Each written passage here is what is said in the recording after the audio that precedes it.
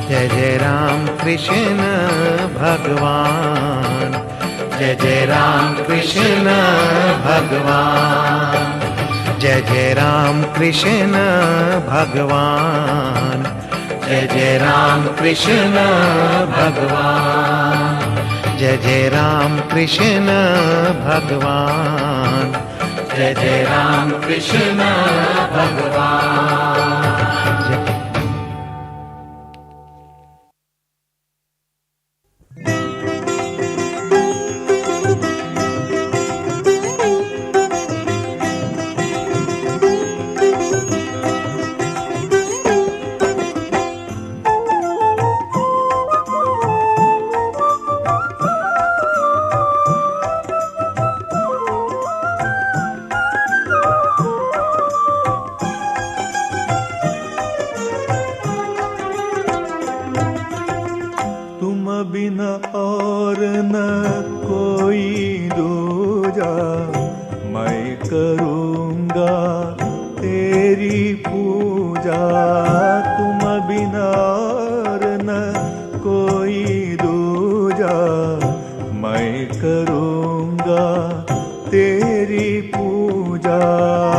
रामकृष्ण प्रभु मैं करूँगा, रामकृष्ण प्रभु मैं करूँगा तेरी पूजा, तेरी पूजा मैं करूँगा तेरी पूजा।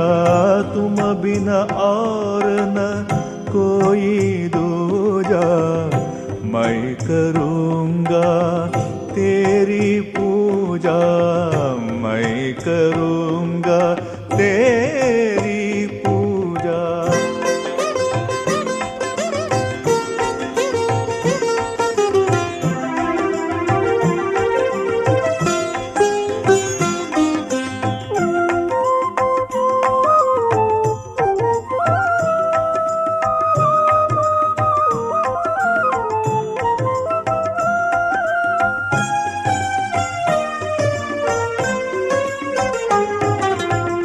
नयनाश्रु के गंगा जल से स्नान मैं तुझको दिलाऊं, नयनाश्रु के गंगा जल से स्नान मैं तुझको दिलाऊं। प्रेम पुष्प और हृदय कमल को, प्रेम पुष्प और हृदय कमल को चरण में तेरे लगाऊं, चरण में तेरे लगाऊं।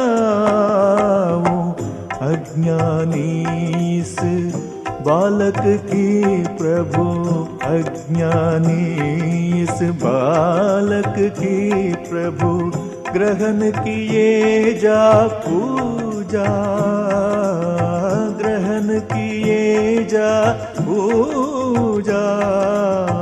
तुम बिना और न कोई दूजा, रामकृष्ण प्रभु मैं करूँगा तेरी पूजा, तेरी पूजा मैं करूँगा तेरी पूजा।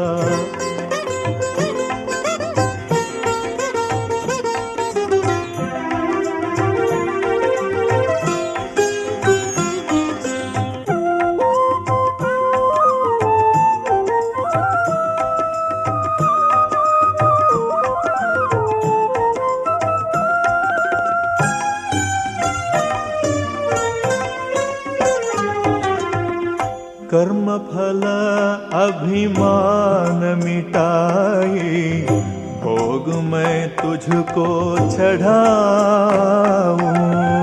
कर्म फल अभिमान मिटाए, भोग मैं तुझको चढ़ाऊं। भक्त के इस हृदय महल में, भक्त के इस हृदय महल में शयन में तुझको दिलाऊं, शयन मैं तुझको दिलाऊं। अज्ञानी से बालक की प्रभु, अज्ञानी इस बालक की प्रभु, ग्रहण किए जा पूजा, ग्रहण किए जा पूजा। तुम बिना और न कोई दूजा। रामकृष्ण प्रभु मैं करूँगा तेरी पूजा, तेरी पूजा। तुम बिना और न कोई दूजा। रामकृष्ण प्रभु मैं करूँगा तेरी पूजा, तेरी पूजा। मैं करूँगा तेरी पूजा, मैं करूँगा तेरी पूजा।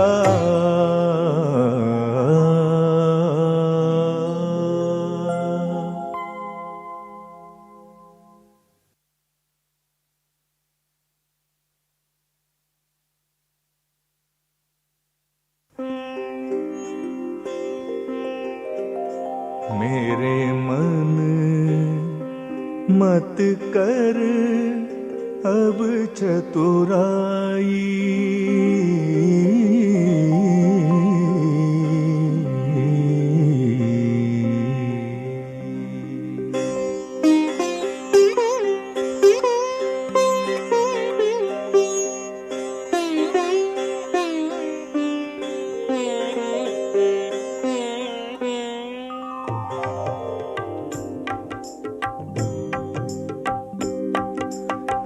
मेरे मन मत कर अब चतुराई, मेरे मन मत कर अब चतुराई, मेरे मन मत कर अब चतुराई। दर्शन कर रामकृष्ण गदाई, दर्शन कर रामकृष्ण गदाई।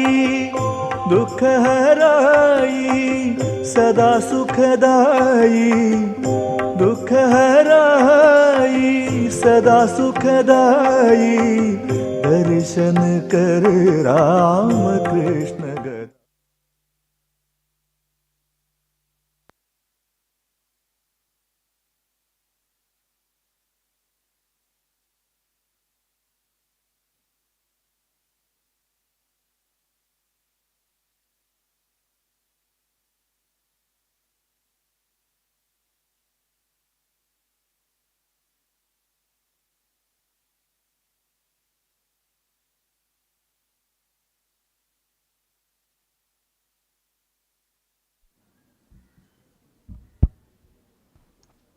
ॐ स्थाभगाय च धर्मस्य सर्वधर्मस्वरूपिणे अवतारवरिष्ठाय रामकृष्णाय ते नमः।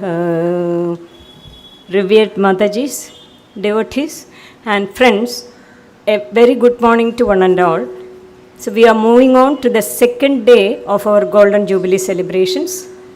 Yesterday, we were blessed indeed after having attended the Shodashobhajara Puja, Homa, Chandipat and Bhajans. Hope you all enjoyed the cultural programs offered by our devotees. Today, we have only a half-day program, but includes more of intellectual deliberations.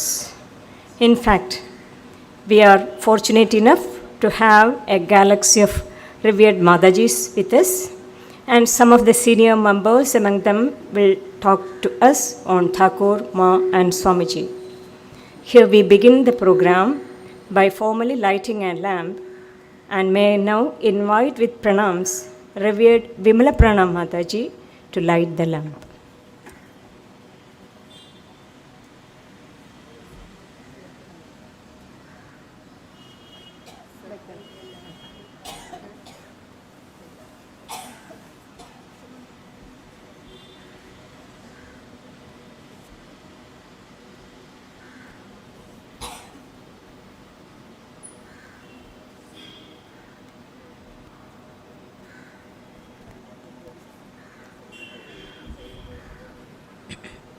ॐ असतो मा सद्गमय तमसो मा ज्योतिर्गमय मृत्योर्मा अमृतं गमय ॐ असतो मा सद्गमय तमसो मा ज्योतिर्गमय मृत्योर्मा अमृतं गमय. Thank you, Mataji. And let me now invite with pranams our resource persons of the day, Revered Vimala Pranam Mataji, Revered Nyanda Pranam Mataji, Revered Gayatri Pranam Mataji, Revered Bhavani Pranam Mataji, Revered Chedana Pranam Mataji, and Dr. M. Lakshmi Kumari. Now it's time for invocation, and Pravrajika Atmadeva Pranam Mataji will render the invocation.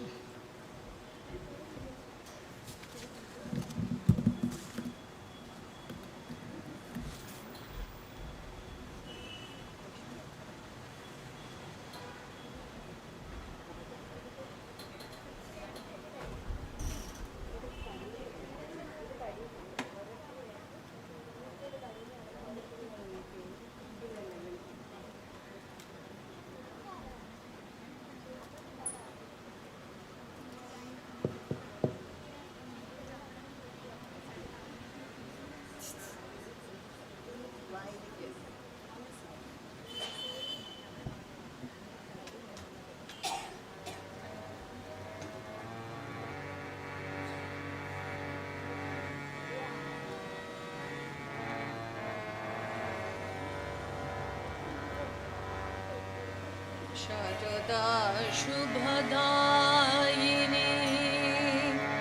जुगादे बवन्दिनी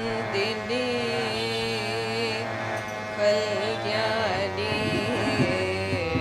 Narayani जगोमा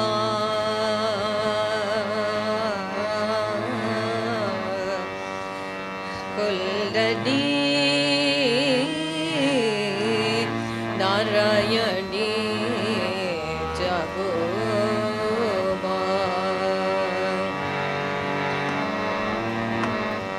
Navayuga जननी नारी देखो धारिणी नवजुग जननी नारी देखो धारिणी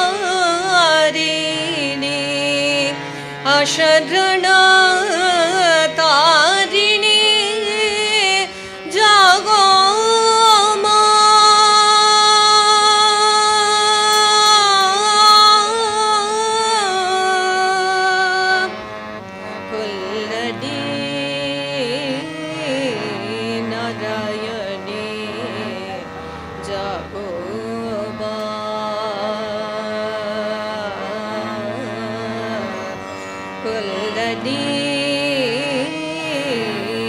नारायणी जगोमा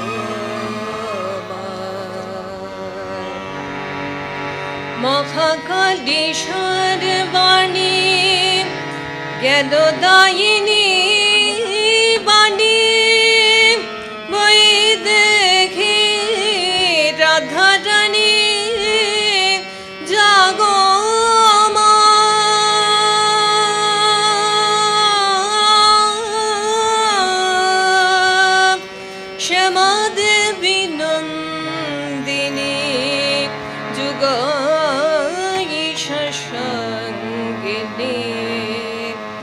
क्षमा देवी नंदिनी जुगईश संगिनी त्रिजगत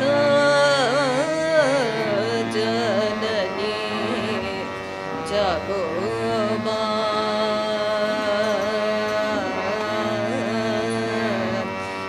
जगत जननी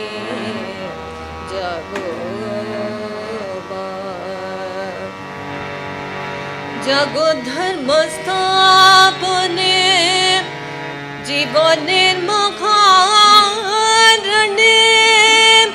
जनमे जनमे तुमी जागो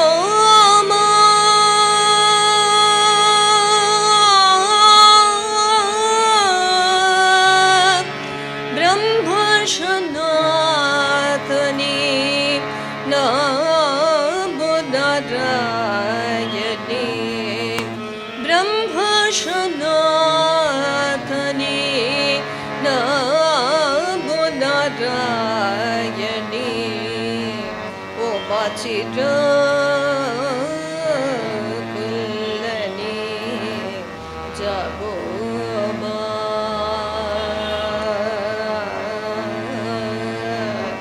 ओ बाचिर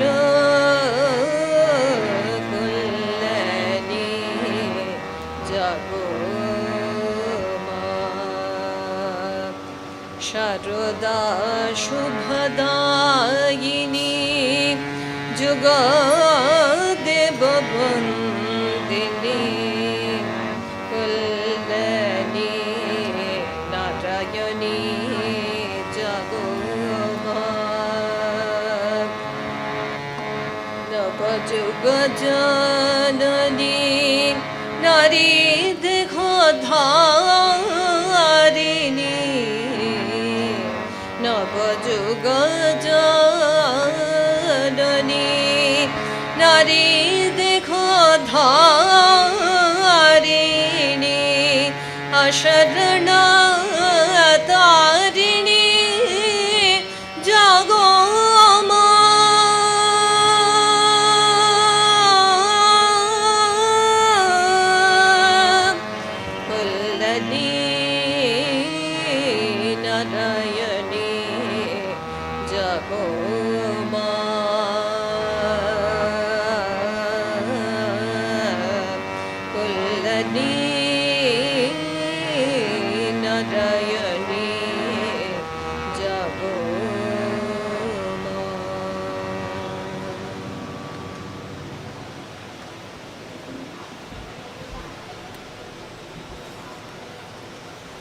Thank you, Mataji.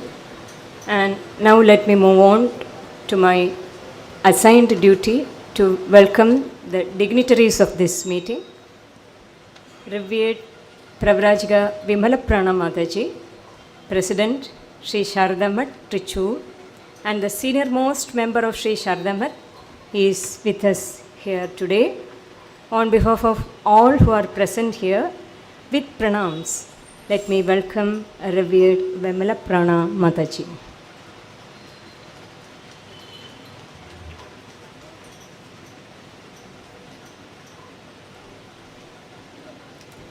Revered Pravrajiga Jnanada Prana Mataji is the Assistant Secretary of Sri Sarada Math and Ramakrishna Sarada Mission, Kolkata.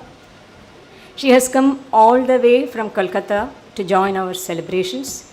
With pranams, on behalf of all who are present here, I welcome Revered Pravrajiga Jnanada Prana Mataji to this meeting. She will be delivering a benedictory address to us.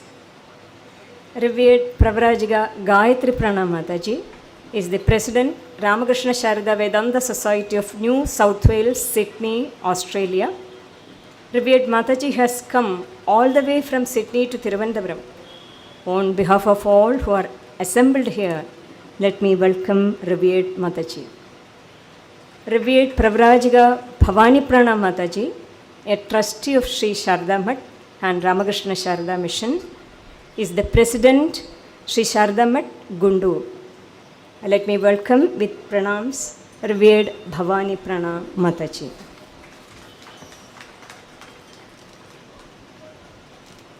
Revered Pravrajiga Chedana Prana Mataji is serving as the Secretary of Ramakrishna Sarada Mission, Thiruvananthapuram from 2010 onwards. Though there is no need to welcome her for the sake of formality, On behalf of all who are present here, with extreme happiness, let me welcome Pravrajika Chedana Pranam Mataji. We expect Dr. M. Lakshmi Kumari, Director, Vivekananda Vedic Vision Foundation, with us. She is expected to join in a short while. On behalf of all who are present here, let me welcome Dr. Lakshmi Kumari also. I also take this opportunity to welcome all our revered Matajis who have come here from the different centers of Sharda Math. With pranams, I welcome all the Matajis. Devotees from Sydney, Australia have also joined us. A hearty welcome to each and every one of you. Devotees from different parts of the country are also participating in our Jubilee celebrations. I welcome you all. A good number of old students of our hostel are also seated here. Welcome you all. I take this opportunity to welcome the devotees who have joined us online. Once again, I welcome each and every one of you. Thank you.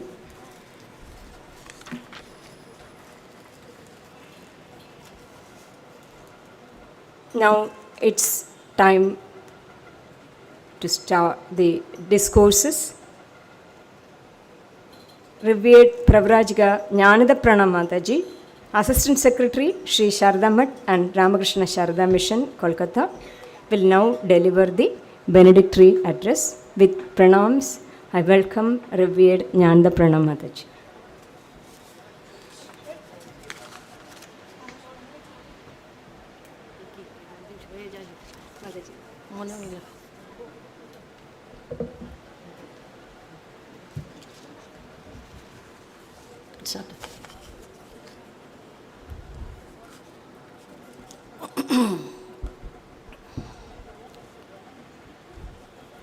On this auspicious occasion of the Golden Jubilee of the Ramakrishna Sarada Mission, Thiruvananthapuram, I offer my humble pranam at the holy feet of Sri Guru Maharaj, Holy Mother Sri Sarada Devi and Swamiji. On behalf of all the monastic sisters, devotees, friends and well-wishers, I pay homage to our beloved and revered Ajay Pranam Mataji, who first shouldered the responsibility of this center from 1973 to 1981. My humble pranams to revered Vimala Pranam Mataji. My namaskar and best wishes to all my monastic sisters, devotees and friends present here.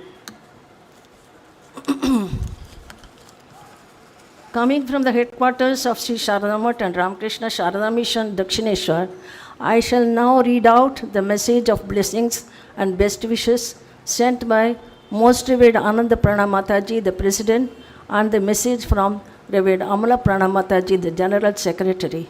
I also convey the best wishes orally expressed by Revered Sadhana Pranam Mataji, the Vice President. Now, President Mataji's message. It's a matter of joy to know that Ramakrishna Sarada Mission Vidyarthini Mandiram, Thiruvananthapuram, a branch center of Ramakrishna Sarada Mission, is planning to celebrate its Golden Jubilee this year in a simple and befitting manner.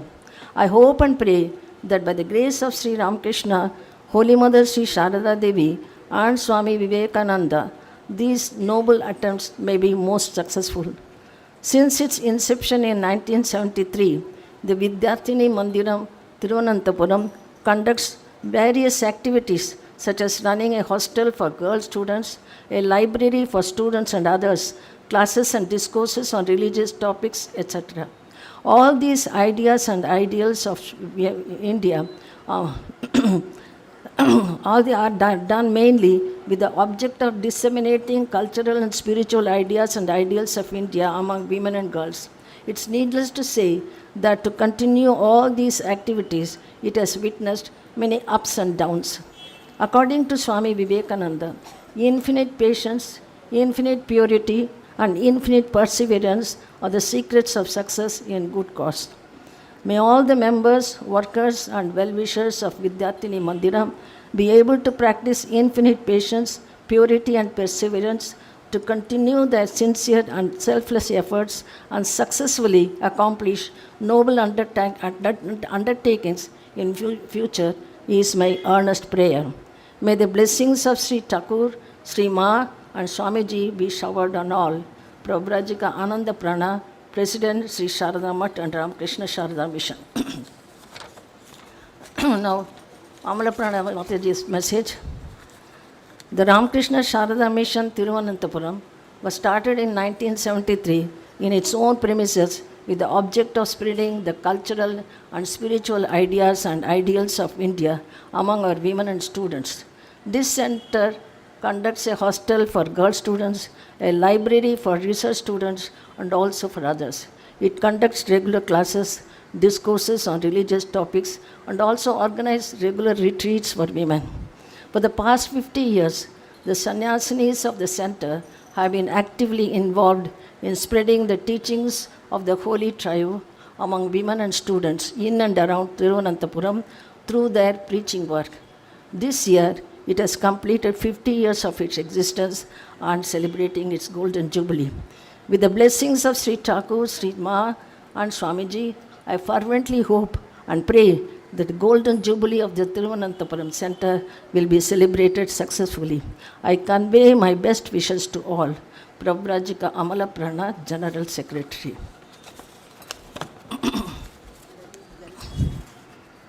No.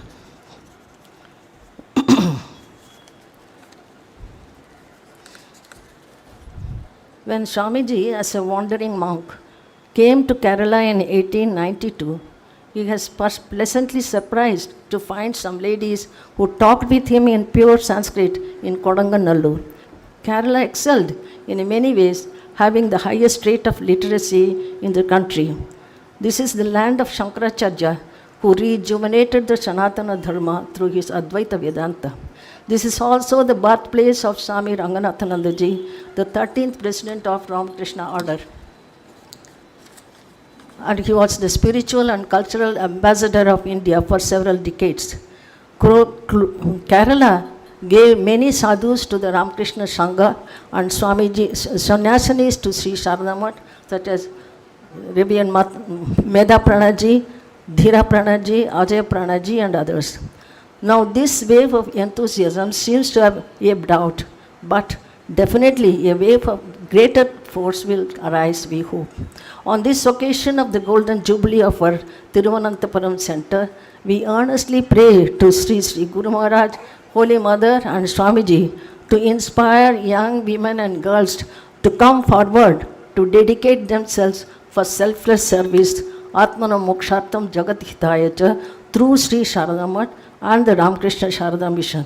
And we may be blessed to expand our service to society and humanity in the spirit of Shiva Jnana. Shiva Jnane Jiva Shiva. Namaskar.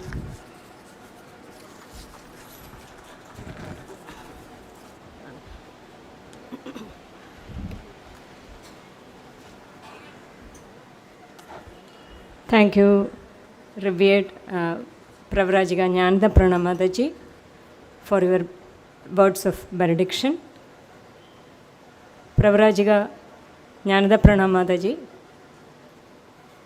പൂജനീയ president ആയ ശാരദാമഠത്തിൻ്റെയും രാമകൃഷ്ണ ശാരദാ മിഷൻ്റെയും പ്രസിഡൻ്റായ പൂജനീയ ആനന്ദപ്രണ മാതാജിയുടെ സന്ദേശം വായിക്കുകയുണ്ടായി. പൂജനീയ ആനന്ദപ്രണ മാതാജി സന്ദേശത്തിൽ പറഞ്ഞിരിക്കുന്നത്, സ്വാമിജി നമ്മൾക്ക് infinite patients, അതുപോലെ തന്നെ infinite purity, infinite perseverance, ഇത് നമ്മളുടെ സേവാ പ്രവർത്തനങ്ങളിൽ വളരെയധികം നാം കാത്തു സൂക്ഷിക്കേണ്ട ഐഡിയൽസ് അല്ലെങ്കിൽ ആശയങ്ങളാണ് എന്ന ഒരു കാര്യമാണ്. അതുപോലെ തന്നെ revered Amalaprana Mataji, general secretary Sarada Math and Sarada mission,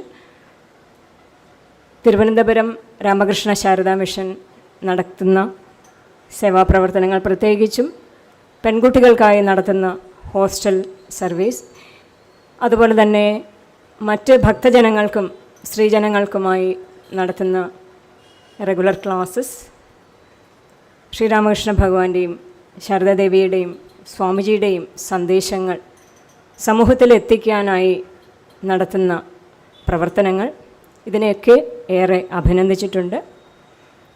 പൂജനീയ ജ്ഞാനദ Mataji നമ്മൾക്ക് ഓർമ്മിപ്പിക്കുന്നത് സ്വാമിജി തൻ്റെ പര്യടനത്തിൽ കേരളത്തിലെത്തുമ്പോൾ കൊടുങ്ങല്ലൂരിലെ സ്ത്രീകൾ സംസ്കൃതത്തിൽ സംഭാഷണം ചെയ്തിരുന്ന ആ ഒരു കാര്യം അദ്ദേഹത്തിൻ്റെ ശ്രദ്ധയിൽപ്പെടുകയും അങ്ങനെ കേരളത്തിൻ്റെ തനതായ ആ പാരമ്പര്യം ആ സംസ്കൃത ഭാഷയോടും അതുപോലെ തന്നെ ഭാരതത്തിൻ്റെ സംസ്കാരം ഊന്നിപ്പിടിക്കുന്നതിലുമുള്ള ആ പാരമ്പര്യം അദ്ദേഹത്തിൻ്റെ ശ്രദ്ധയിൽപ്പെട്ട കാര്യം മാതാജി നമ്മളെ ഓർമ്മിപ്പിക്കുകയുണ്ടായി.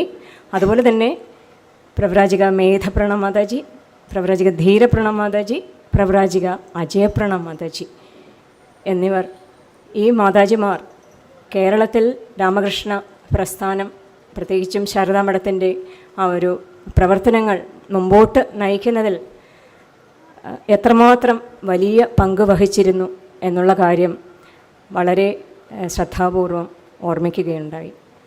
പ്രവ്രാജിക ജ്ഞാനദ പ്രണാം മാതാജിക്ക് ഇവിടെ കൂടിയിരിക്കുന്ന എല്ലാവരുടെയും പേരിലുള്ള കൃതജ്ഞത അർപ്പിക്കുന്നു. Now we move on to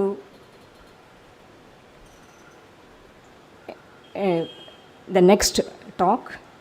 It will be delivered by Pravrajika Chedanapranna Mataji, Secretary Ramakrishna Sarada Mission, Thiruvananthapuram. She will now present a brief account of the history of this center. And I welcome Pravrajika Chedanapranna Mataji.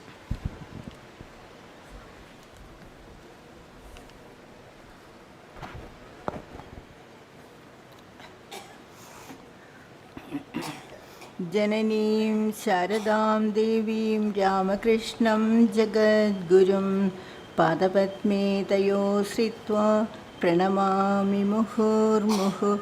नमः श्रीयतिराजाय विवेकानन्दसूरये सच्चित्सुखस्वरूपाय स्वामिने तापहारिणी.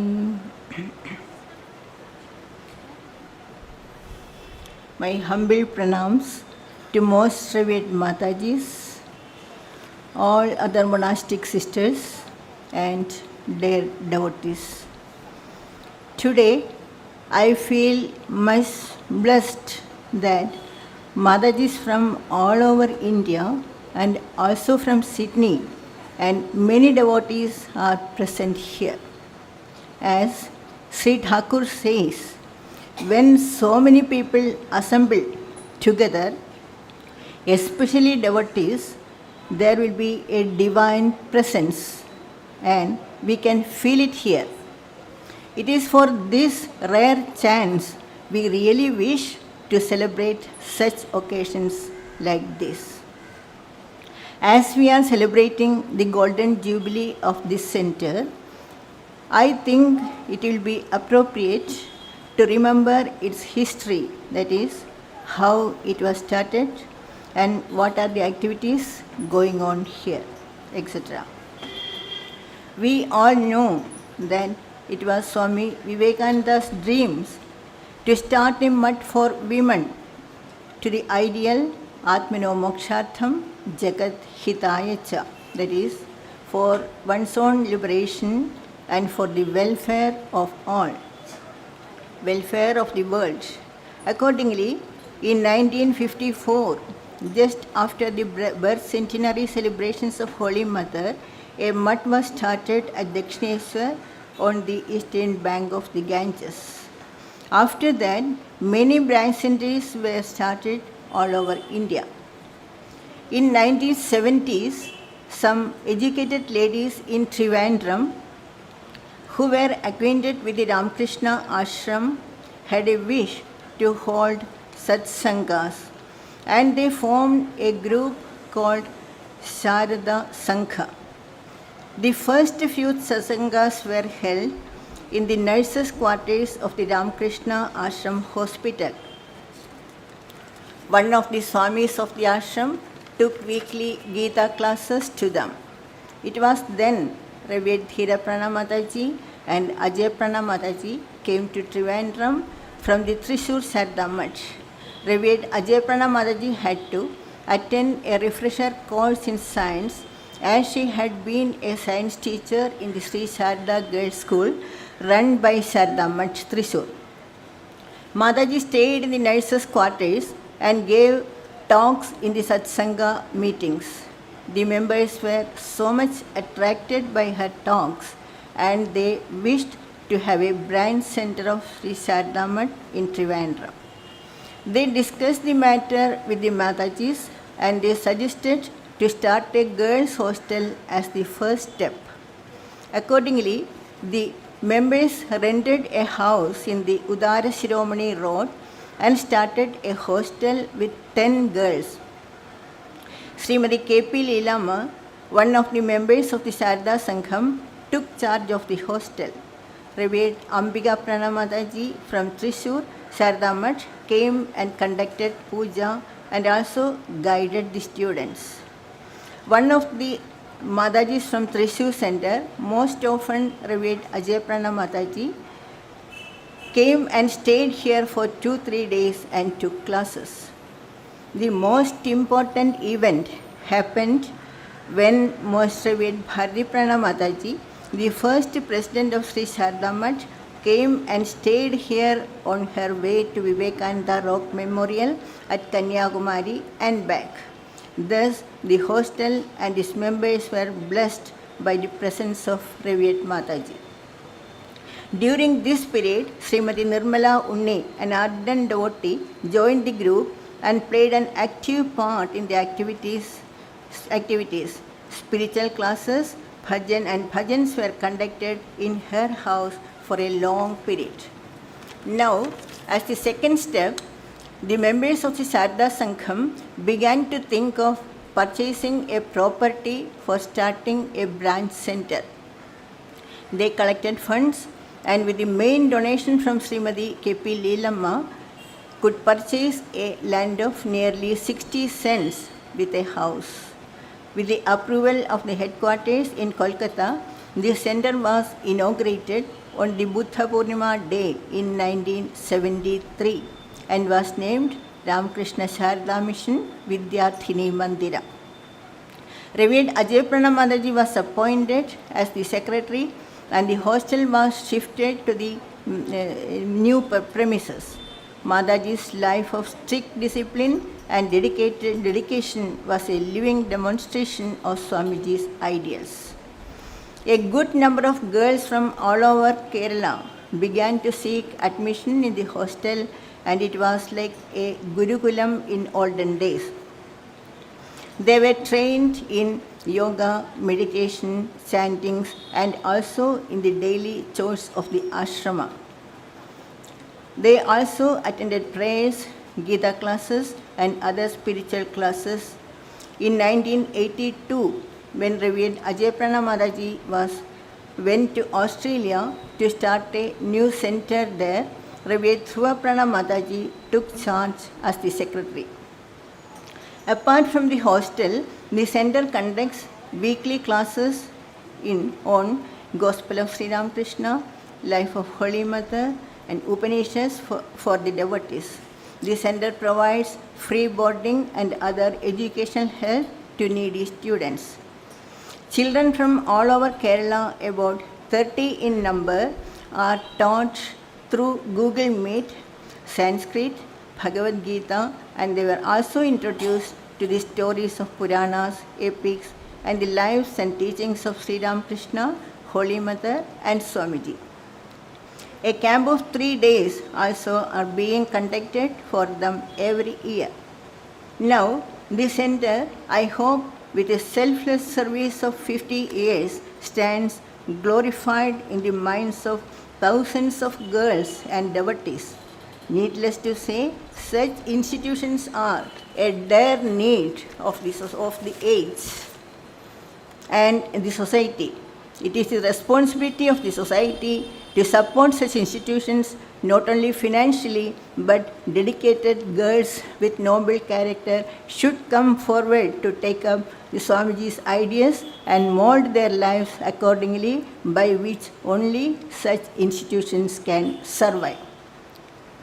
Once again, with pranams and regards, Sri Ramakrishna Arpanamastu.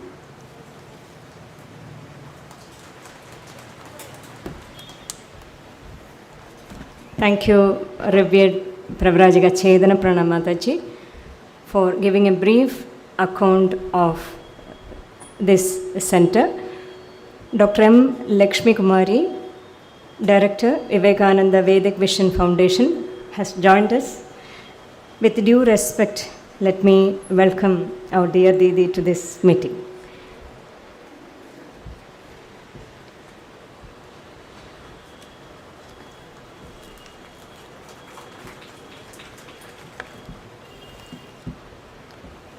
In connection with the Golden Jubilee celebrations, we have brought out a souvenir, and now it is time to release the souvenir. Let me invite with pranams Pravrajika Vimala Pranam Mataji, President Sri Sharada Math, Trishur, to release the souvenir. I also invite Srimati Vijaya Vasudevan, one of the senior devotees of the Ramakrishna fraternity, to receive the first copy.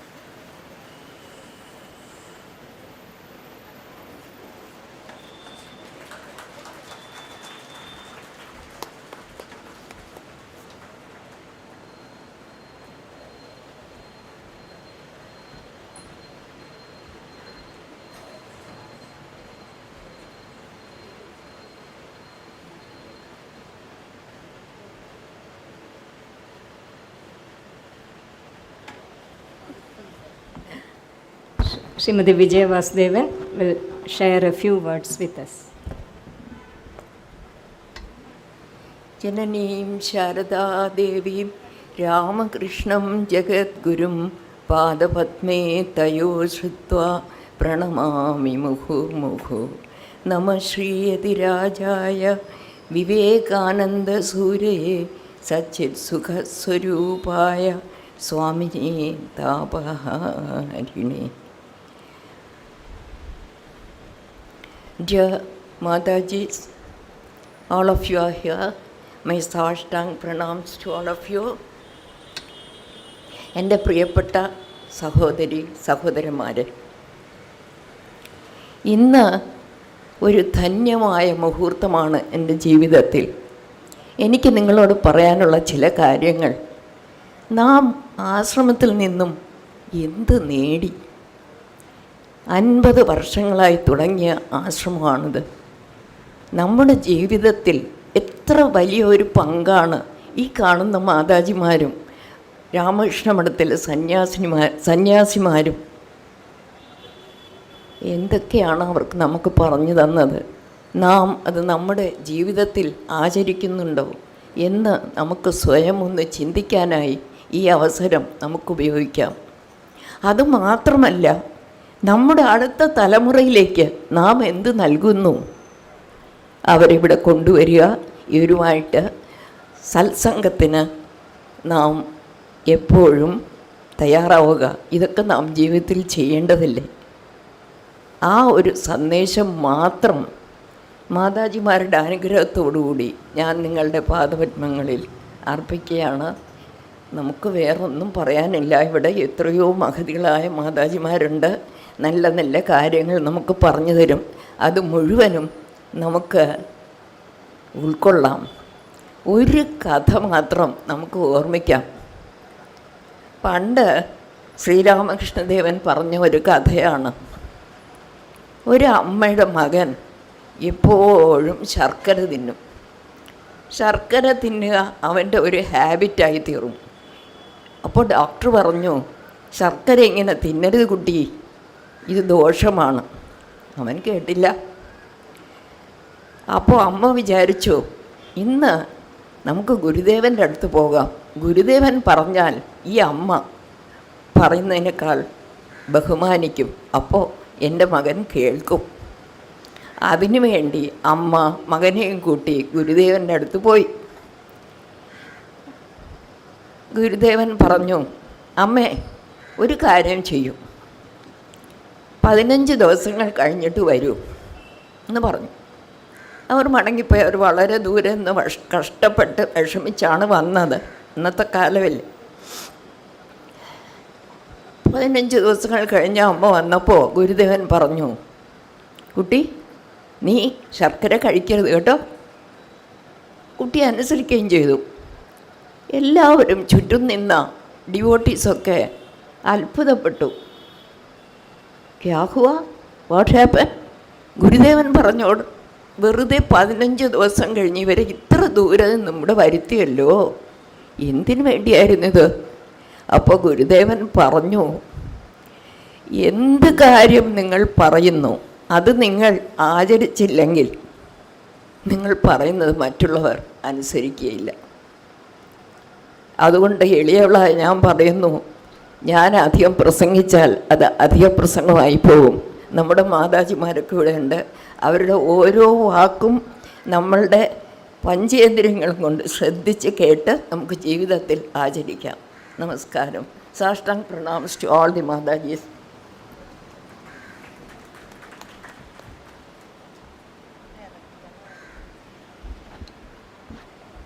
Thank you,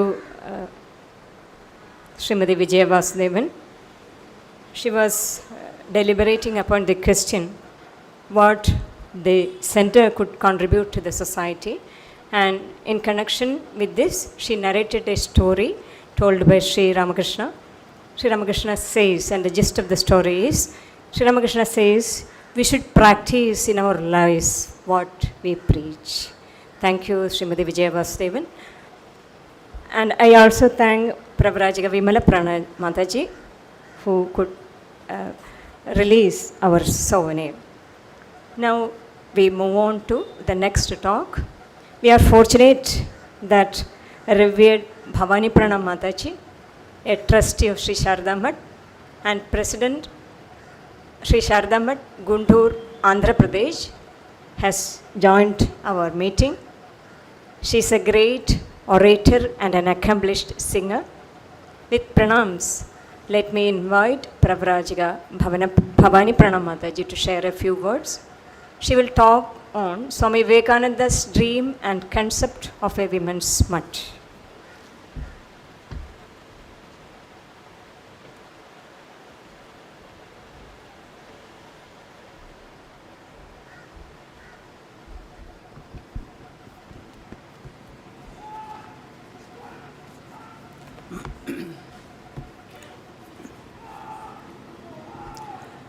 नमः Shri यतिराजाय विवेकानन्दसूरये सच्चित्सुखस्वरूपाय स्वामिने तापहारिणे. With my humble pranams to Sri Ramakrishna, Holy Mother and Swami Vivekananda, and also my respectful pranams to most revered Vimala Prana Mataji, Gnanada Prana Mataji, Prema Prana Mataji, and all other elderly Matajis who are present here on this auspicious occasion, and other sisters, friends and devotees. Today I consider it an extremely privileged opportunity to be present here on this Golden Jubilee celebration of Ramakrishna Sarada Mission Trivandrum, and to be able to participate in it. And I also offer my pranams to most revered Ajay Pranaji, whose presence is certainly here, I hope. And my topic given to me today is Swamiji's dream and ideas about women's mutt. We all know Swami Vivekananda was a far-sighted prophet at a time when our Indian women dare not step in front of the society, when they were bound by innumerable laws and customs, when even a nominal education was rare amongst most of them. At the distant past itself, Swami Vivekananda had thought about their regeneration, and that too through organized efforts. The fulfillment of his dream is Sri Sarada Math and Ramakrishna Sarada Mission, what we see today in front of us. We can say it is the only women's mutt nunnery entirely organized and maintained by women themselves without any intervention of men. Swamiji has given that wonderful opportunity to women. And today we have great freedom, we have free access to higher education.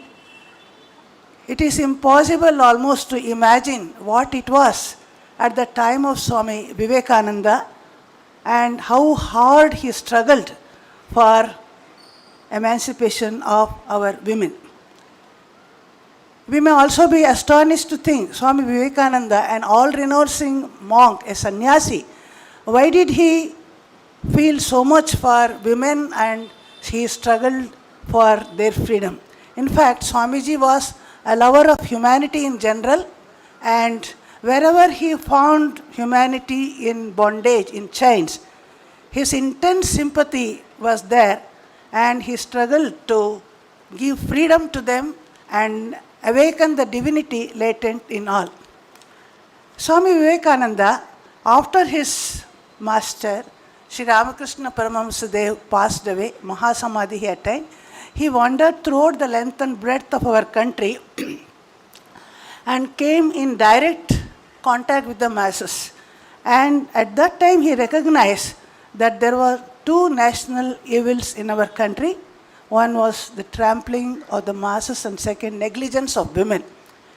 And in a country which had produced once upon a time great Brahmavadinis like Gargi and Maitreyi, highly intellectuals like Ubhaya Bharati, women were facing such discrimination. They had no freedom, no education, and they were almost reduced to child-producing machines. And Swamiji also had some personal grievances to feel intense sympathy. One was his own mother, Bhuvaneshwari Devi, after his father, Vishwanath Dutt, passed away. How hard she had to struggle because of her selfish relatives and others in many property matters. And his own two sisters actually committed suicide, unable to bear the family's problems. All these intensely touched the kind heart of Swamiji, and he began to think what was the reason and how to solve it. At this time, he had an opportunity to go abroad and participate in the Parliament of Religions there, where he came in direct contact with Western women. And he was astonished to see their education, their freedom, their fearlessness. In fact, it was they who stood by Swamiji at every step and made Swamiji's mission a success as nothing else could have done. Naturally, he could not but compare their counterparts in India and what was the reason for their struggle. And after much thought, he wrote in many letters to his brother disciples like Shivananda and others, and I quote some of his words. He writes, "There is no chance for welfare of the world unless the condition of women is improved. Hence it is that my first endeavor is to start a mutt for women. Brother, in this terrible winter, I am lecturing from place to place and fighting against all odds so that funds may be collected for starting a women's mutt. A bird cannot fly on a single wing. Without Shakti, there is no regeneration, no chance of regeneration for the world. Why is it that our country, the weakest and most backward of all countries in this world? Because Shakti is held in dishonor here, and Mother has been born in order to revive that wonderful Shakti here. And once again, making her as nucleus, Gargis and Maitreyis will be born into this country. Hence it is that her mat I want first. So we find Swamiji gave priority to women's mat rather than men's mat, because that was the urgent need. The condition of women was so bad. With his prophetic vision, he could clearly visualize the highest ideal of womankind in Holy Mother Sri Sarada Devi, the spiritual consort of Sri Ramakrishna Paramahamsa. And so of course, Swamiji used to admire the and fearlessness of Jhansi Lakshmi Bai in facing a spirit of freedom and dynamism with the Eastern spirit of asceticism, tradition, religion, etc. Of course, along with the knowledge of Western science also. And renunciation and service must be their watchword. And if such women of thousands of other women, which will bring noble ideas to the door of everybody, and let men and women and brahmacharinis of education and character must take up the task of teaching in these centers. As brahmacharis and sadhvis will be trained in this mat, that is in men's mat, so also said, on the other side of the Ganges, a big plot of land will be purchased where unmarried girl and brahmacharini widows will stay. Even devout married ladies will be allowed to stay there now and then, but men will have no concern about this mat. He also said there shall be a girls' educational center, a school attached to this center where religion, scripture, Sanskrit, grammar, and even some amount of English will be taught to these ladies, while japa, worship and meditation will be the indispensable part of their education. Those who will be able to live here permanently, renouncing their family ties, will be provided with food and shelter and clothing, and those who will not be able to stay here can study here as day scholars.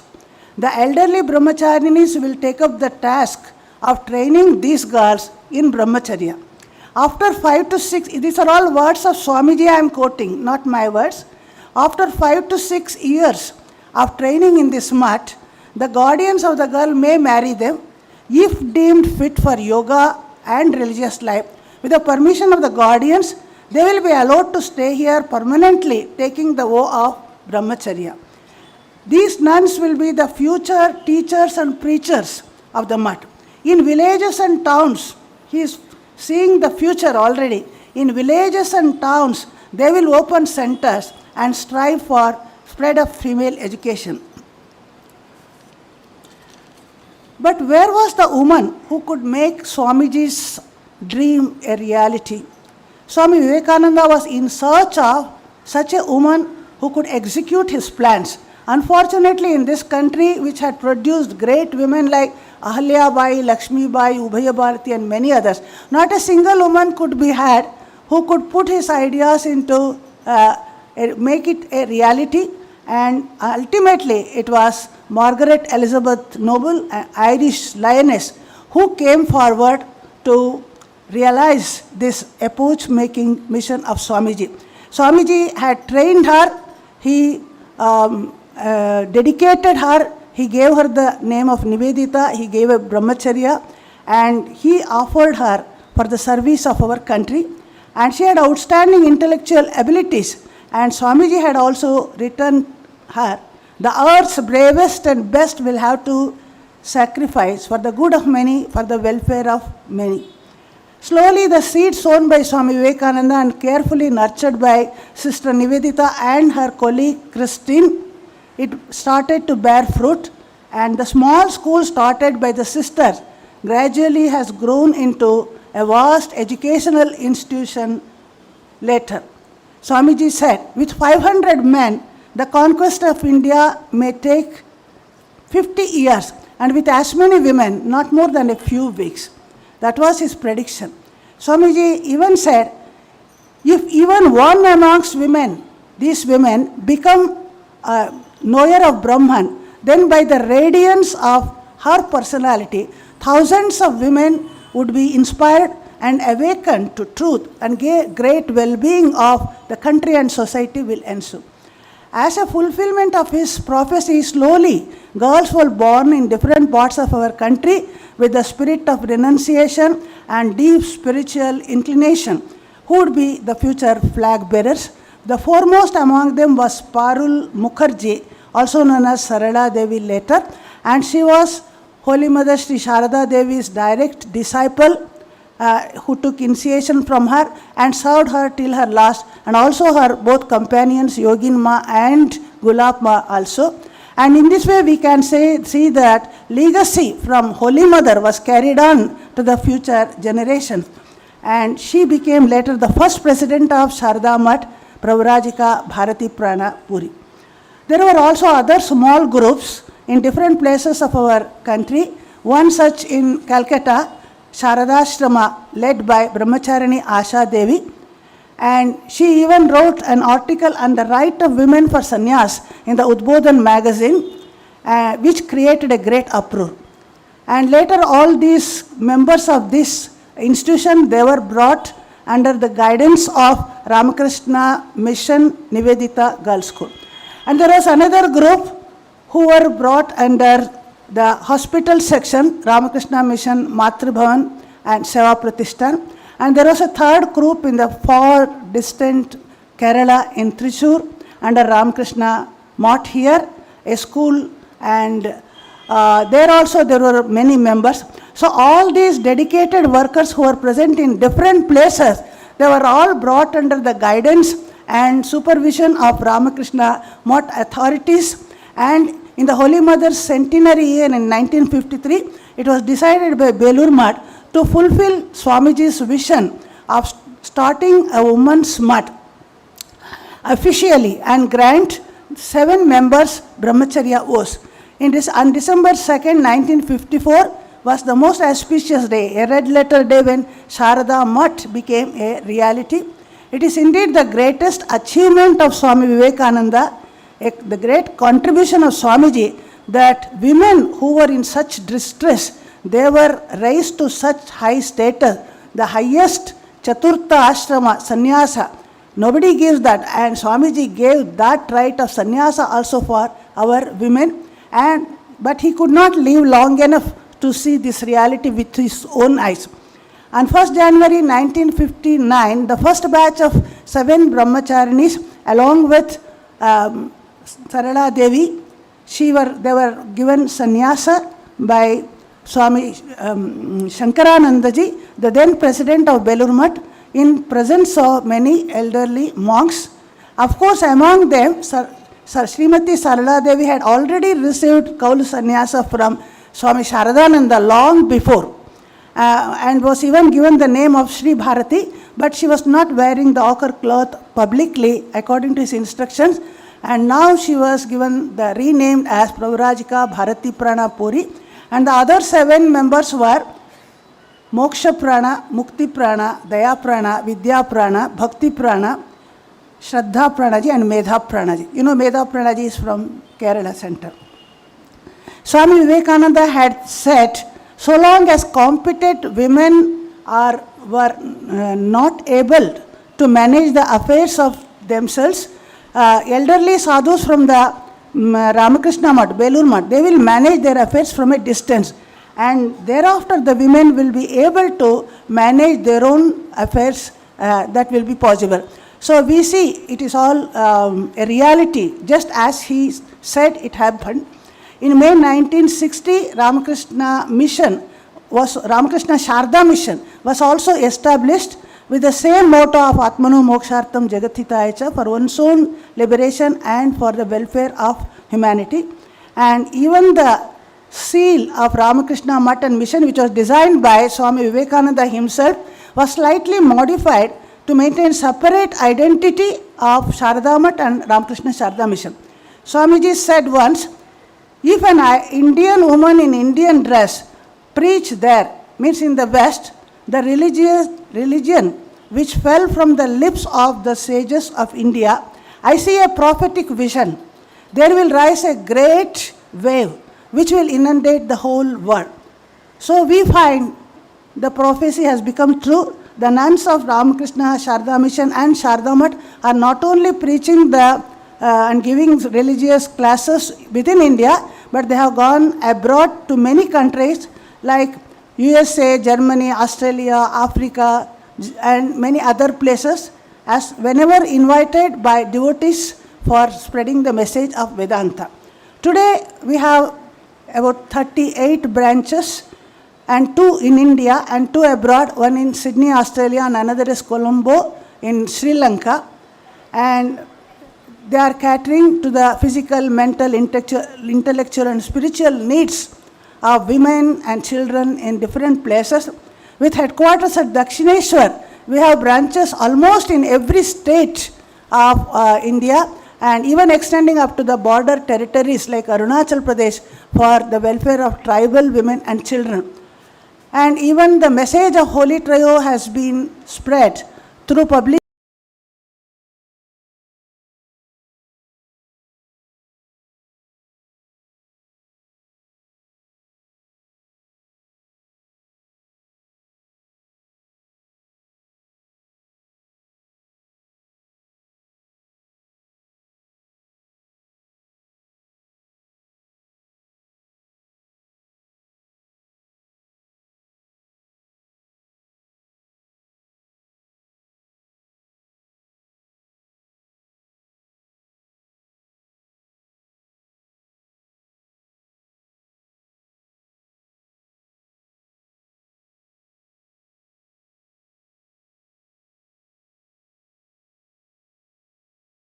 and he is very, very happy that his idea has become so successful and women's education, women's spiritual progress has become possible.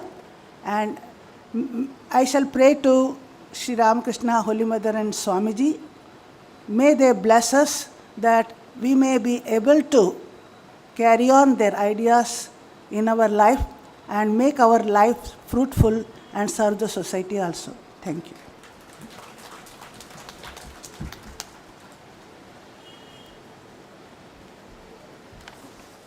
Pranams and thank you, Pravrajiga Bhavani Pranam Mataji, for beautifully articulating the chosen theme, Swami Vivekananda's dream and concept of a women's much. Pujaniya Mataji, തൻ്റെ പ്രഭാഷണത്തിൽ പറയുകയുണ്ടായത് നാം എല്ലാവരും ശ്രദ്ധിച്ചു. അതായത് ശ്രീ ശാരദാമഠവും രാമകൃഷ്ണ ശാരദാ മിഷനും ഇന്ന് സമൂഹത്തിൽ എത്രമാത്രം സേവാപ്രവർത്തനങ്ങളൊക്കെയാണ് നടത്തിക്കൊണ്ടുവരുന്നത്. ഇതിൻ്റെ പുറകിലുള്ള ഇച്ഛാശക്തി തീർച്ചയായും സ്വാമി വിവേകാനന്ദനാണ്. സ്ത്രീകളുടെ മഠം എന്നത് സ്വാമിജിയുടെ ഒരു വലിയ സങ്കല്പമായിരുന്നു. ഓരോ സ്ത്രീകൾക്കും എന്നല്ല, ഓരോ വ്യക്തിക്കും അവരവരുടേതായിട്ടുള്ള പ്രശ്നങ്ങൾ പരിഹരിക്കാനുള്ള തനതായ കഴിവ് ഉണ്ടായിരിക്കണം എന്നത് സ്വാമിജിയുടെ, അഥവാ കുറച്ചുകൂടി ലളിതമായി പറഞ്ഞാൽ സ്വന്തം കാലിൽ നിൽക്കാനുള്ള ഒരു കഴിവ് നാം ഓരോരുത്തരും ആർജിച്ചിരിക്കേണ്ടതാണ് എന്ന സ്വാമിജിയുടെ സന്ദേശം പൂജനീയ മാതാജി നമ്മെ ഓർമ്മിപ്പിച്ചു. ഭാരതത്തിനെ മുഴുവൻ മാറ്റിമറിക്കാൻ ഒരുപക്ഷെ 500 പുരുഷന്മാർ ചേർന്ന് നിന്നാൽ ഏതാണ്ട് 50 വർഷമെടുക്കും. എന്നാൽ കുറച്ച് സ്ത്രീകൾ മാത്രമുണ്ടെങ്കിൽ ഇതേ ദൗത്യം ഏതാനും ദിവസങ്ങൾ കൊണ്ട് സാധിക്കുമെന്ന ആ ഉറച്ച ആത്മവിശ്വാസമായിരുന്നു സ്ത്രീകളിൽ സ്വാമിജിക്ക് ഉണ്ടായിരുന്നത്. ഈ ഒരു സ്വാമിജിക്ക് സ്ത്രീകളോടുണ്ടായിരുന്ന ഈ ഒരു വിശ്വാസം ഇന്ന് വളരെ അധികം നാം കാണുന്നത് ശ്രീ ശാരദാമഠത്തിൻ്റെയും രാമകൃഷ്ണ ശാരദാ മിഷൻ്റെയും ലോകത്തിൻ്റെ വിവിധ ഭാഗങ്ങളിലുള്ള സേവാപ്രവർത്തനങ്ങളിലൂടെയാണ്. സ്ത്രീകൾക്കായി നടത്തപ്പെടുന്ന ഹോസ്റ്റലുകൾ, അതുപോലെ തന്നെ വേദാന്ത പ്രചാരണം, അതുപോലെ തന്നെ മറ്റ് പബ്ലിക്കേഷൻസ്, ഇതെല്ലാം ശാരദാമഠം സ്വാമിജിയുടെ ആ ആശയത്തിൽ ഊന്ന് നിന്ന് അല്ലെങ്കിൽ ഉറക്കെ പിടിച്ചുകൊണ്ട് നടത്തുന്ന പ്രവർത്തനങ്ങളാണ്. പൂജനീയ മാതാജിക്ക് ഒരിക്കൽ കൂടി പ്രണാമപൂർവ്വം കൃതജ്ഞത അർപ്പിക്കുന്നു. Now we move on to the next program. It's a poem recitation, and I would like to brief the context of the poem. As a Parivrajaka, Swamiji reached the Vivekananda rock at Kanyakumari, and he was sitting there in a meditative mood, and in his lips these were the mantras: man, manliness, and man-making. Here is a poem beautifully portraying this wonderful context. It is written by a Malayalam poet, P. Kunyaraman Nair, and the poem is titled as Vivekananda Parayil. It will be recited by Kumari Lakshmi Priya, a music student who stays in our hostel. Lakshmi Priya will now recite the poem.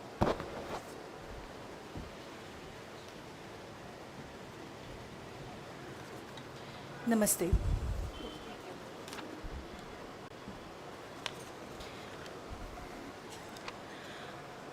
ഉദിക്കും Dinakaran ദർശിച്ചു പാറക്കെട്ടിന്നുപരി തിളങ്ങുന്നോരുജ്വല രവിബിംബം ആർത്തിരമ്പും മഹാസാഗരമധ്യത്തിങ്കൽ പേർത്തുമിങ്ങചഞ്ചല ശാന്തമാം സമുദ്രമോ ചഞ്ചലമേഘമനോവൃത്തികളടങ്ങി നിശ്ചഞ്ചല പ്രകാശത്തിൽ കുളിക്കുമാകാശമോ ആൽവിത്തിൽ മഹാവൃക്ഷമെന്ന പോൽ ആത്മാവിൽ താനായത പ്രപഞ്ചത്തെ ആവാഹിച്ചിരിപ്പവൻ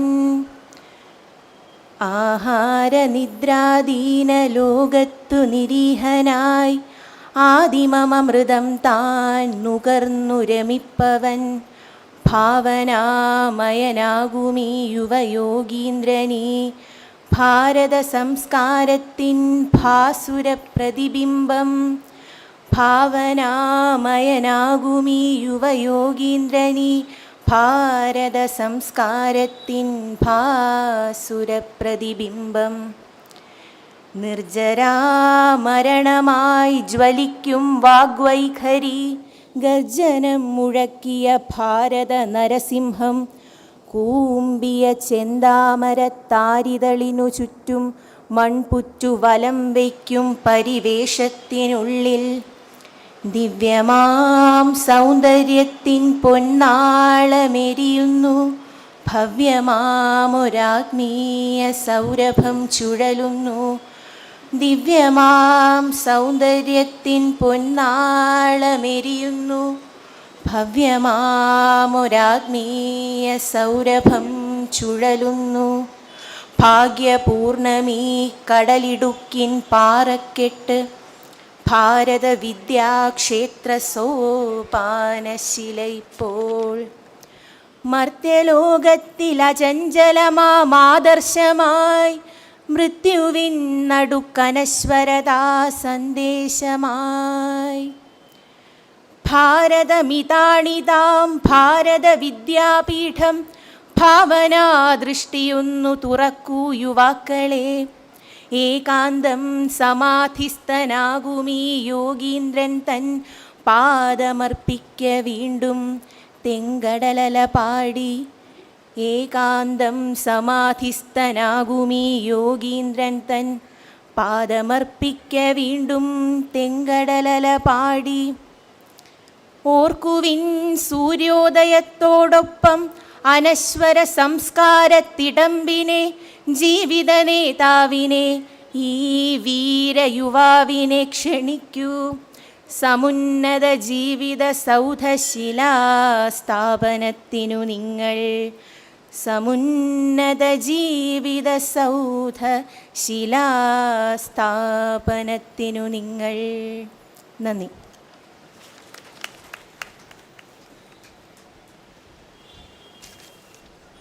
Thank you, Kumari Lakshmi Priya. Now we shall break for the tea. Delegates, please be seated in the pandal itself. tea will be served, and we shall rejoin after 10 minutes.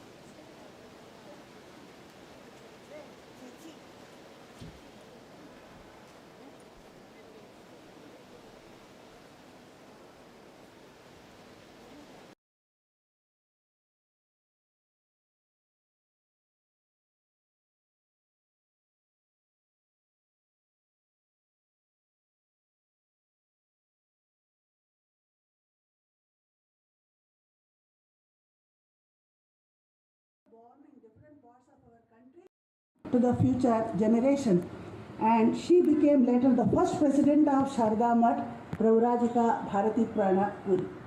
There were also other small groups in different places of our country. One such in Calcutta, Sharadashrama, led by Brahmacharini Asha Devi, and she even wrote an article on the right, which created a great uproar. And later all these members of this institution, they were brought under the guidance of Ramakrishna Mission Nivedita Girls School. And there was another group who were brought under the hospitals.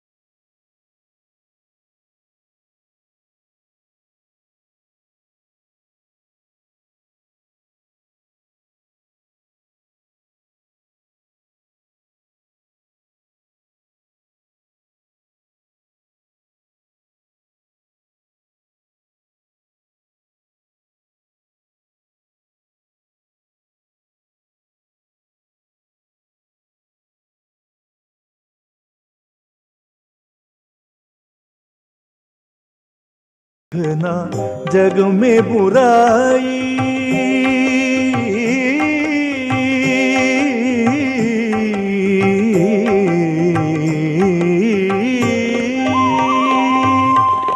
मेरे मन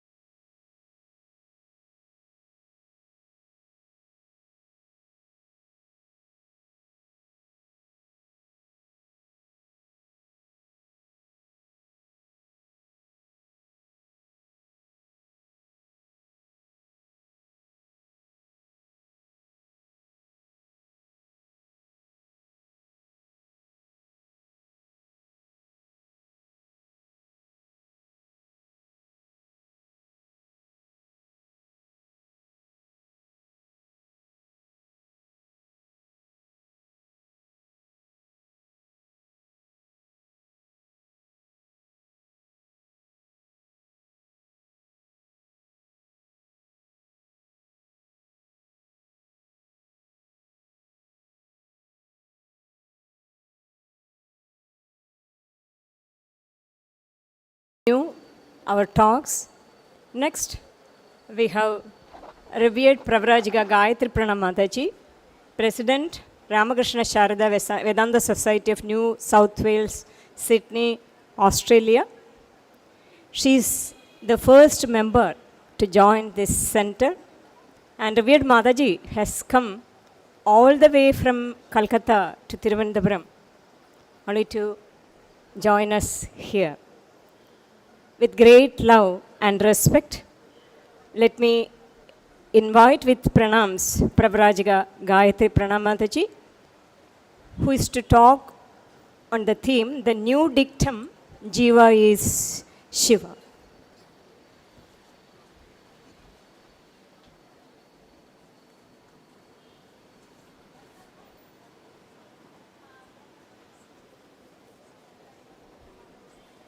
स्थापकाय च धर्मस्य सर्वधर्मस्वरूपिणे अवतारवरिष्ठाय रामकृष्णाय ते नमः. My humble pranams to most revered Vimalapana Mataji, most revered Gyanadapana Mataji, and all the other Matajis here, and my loving regards to all the sisters and the devotees. The topic I have chosen is the new dictum, Jiva is Shiva. One of the uniqueness of the message of Sri Ramakrishna, the incarnation for this age, is that it is deeply rooted in the traditional past. Yet, the modern mind can easily understand his arguments, examples, and parables, and can resonate with it. He made the abstruse philosophical ideas very easy of access to ordinary people and demonstrated how they could be practiced in daily life. Swami Vivekananda used to say that with the birth of Sri Ramakrishna, the Satya Yuga, the golden age, usually identified with the Vedic age, has begun again. The Upanishads speak about the unity of existence. For example, we have the Mahavakya, Tattvamasi, thou art that. It points to the great idea that every being is essentially divine. The same idea is expressed by other Upanishadic utterances like Ishavasimidam Sarvam, Sarvam Khalvidam Brahma, and other utterances. Though the Upanishads said that God is immanent as well as transcendental, the scholars highlighted the transcendental aspect. The result was that the spiritual seekers tend to turn away from the world and avoid all interaction with people, looking upon this interaction with ordinary people as a cause of bondage and an obstacle to the love of God. Sri Ramakrishna removed this barrier between the love of human beings and love of God by living these ideals and teaching it to the modern people. He did not turn away from the world to live in a forest or a mountain cave, but chose to spend his life in the vicinity of Calcutta, the then capital of the British India. And there was no external sign of religious life like ochre clothes or matted hair. But as M, the recorder of the Gospel of Sri Ramakrishna, said to Ishwaradanda Vidyasagar, Sri Ramakrishna knew nothing but God. Love finds expression in service. Sri Ramakrishna's idea was that if you love God, it should be expressed in service to God present in human beings. As far as he was concerned, service to man is service to God. Thus, Sri Ramakrishna gave the modern world the new dictum, Jiva is Shiva. We have the old Vedic dictum, Ekam Sadvipra Bahudha Vadanti. Truth is one, sages call it by various names, which forms the basis of the harmony of religions propounded by the Vedanta. Sri Ramakrishna exemplified the truth of this dictum in his life by practicing the spiritual disciplines of all the different parts of Hinduism as well as other religions like Christianity and Islam. Then he went on to give us the new dictum, the new motto for the present world, Jiva is Shiva. It happened in Dakshinesha. Sri Ramakrishna was seated in his room. There were a lot of devotees in front of him. He was describing the ideals of the Vaishnavas, the followers of Vishnu. And according to them, they had to have three practices. Taste for the name of God, which is repeating the name of God. Kindness to all beings and service to Vaishnavas. Vaishnavas means, in general, devotees of God. Now, the idea was they should have conviction that the world belongs to God and so should have compassion for all beings. Uttering the word compassion, Sri Ramakrishna went into samadhi. All the devotees were looking at him intently without uttering a word, without moving. After a short time, he regained partial consciousness and started saying, "Talk of compassion for beings? Insignificant creatures that you are, how can you show compassion to beings? Who are you to show compassion? No, it's not compassion to jivas, but serve them as Shiva." Among all the people seated in the room in front of him, who listened to these words of Sri Ramakrishna, only Narendra, later Swami Vivekananda, understood the real import of those words. He found in the Master's words a synthesis between the love of God and Vedantic knowledge. According to the traditional viewpoint, the entire universe with people in it is Maya, and hence an obstacle to the progress of the spiritual aspirant. So they developed a kind of antipathy towards society. But Sri Ramakrishna's words showed that the Vedanta of the forest can be brought to the society and practiced in our day-to-day life. When we have the idea that the people that we are dealing with, the people that we love and respect, and even people whom we dislike or despise, are God, then how can we have a superior attitude towards them? How can we express hatred or arrogance towards them? Or how can we be even kind to them? This idea of serving others as God, Jiva as Shiva, will purify our heart, and gradually we will have the conviction that we are part of God. Narendra was so impressed by this statement of Sri Ramakrishna that he told his brother disciples, what a wonderful light I have got today from the Master's words. If the Divine Lord ever grants me an opportunity, I will proclaim everywhere in the world this wonderful truth I have heard today. And we see that Swami Vivekananda used every opportunity to spread this idea of service as worship of God. Just to give a few examples, in his lecture, Vedanta and Privilege, delivered in London, Swamiji says, it's a privilege to serve mankind, for this is the worship of God.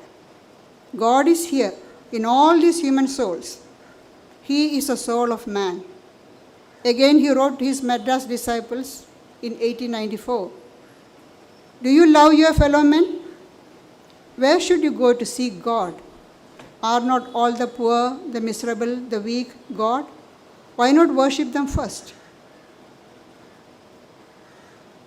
And in a lecture delivered in the Rameswaram temple, he says, those who worship Shiva in the image their worship is secondary. Those who worship the living Shiva, the people, their worship is, the Lord is more pleased with their worship.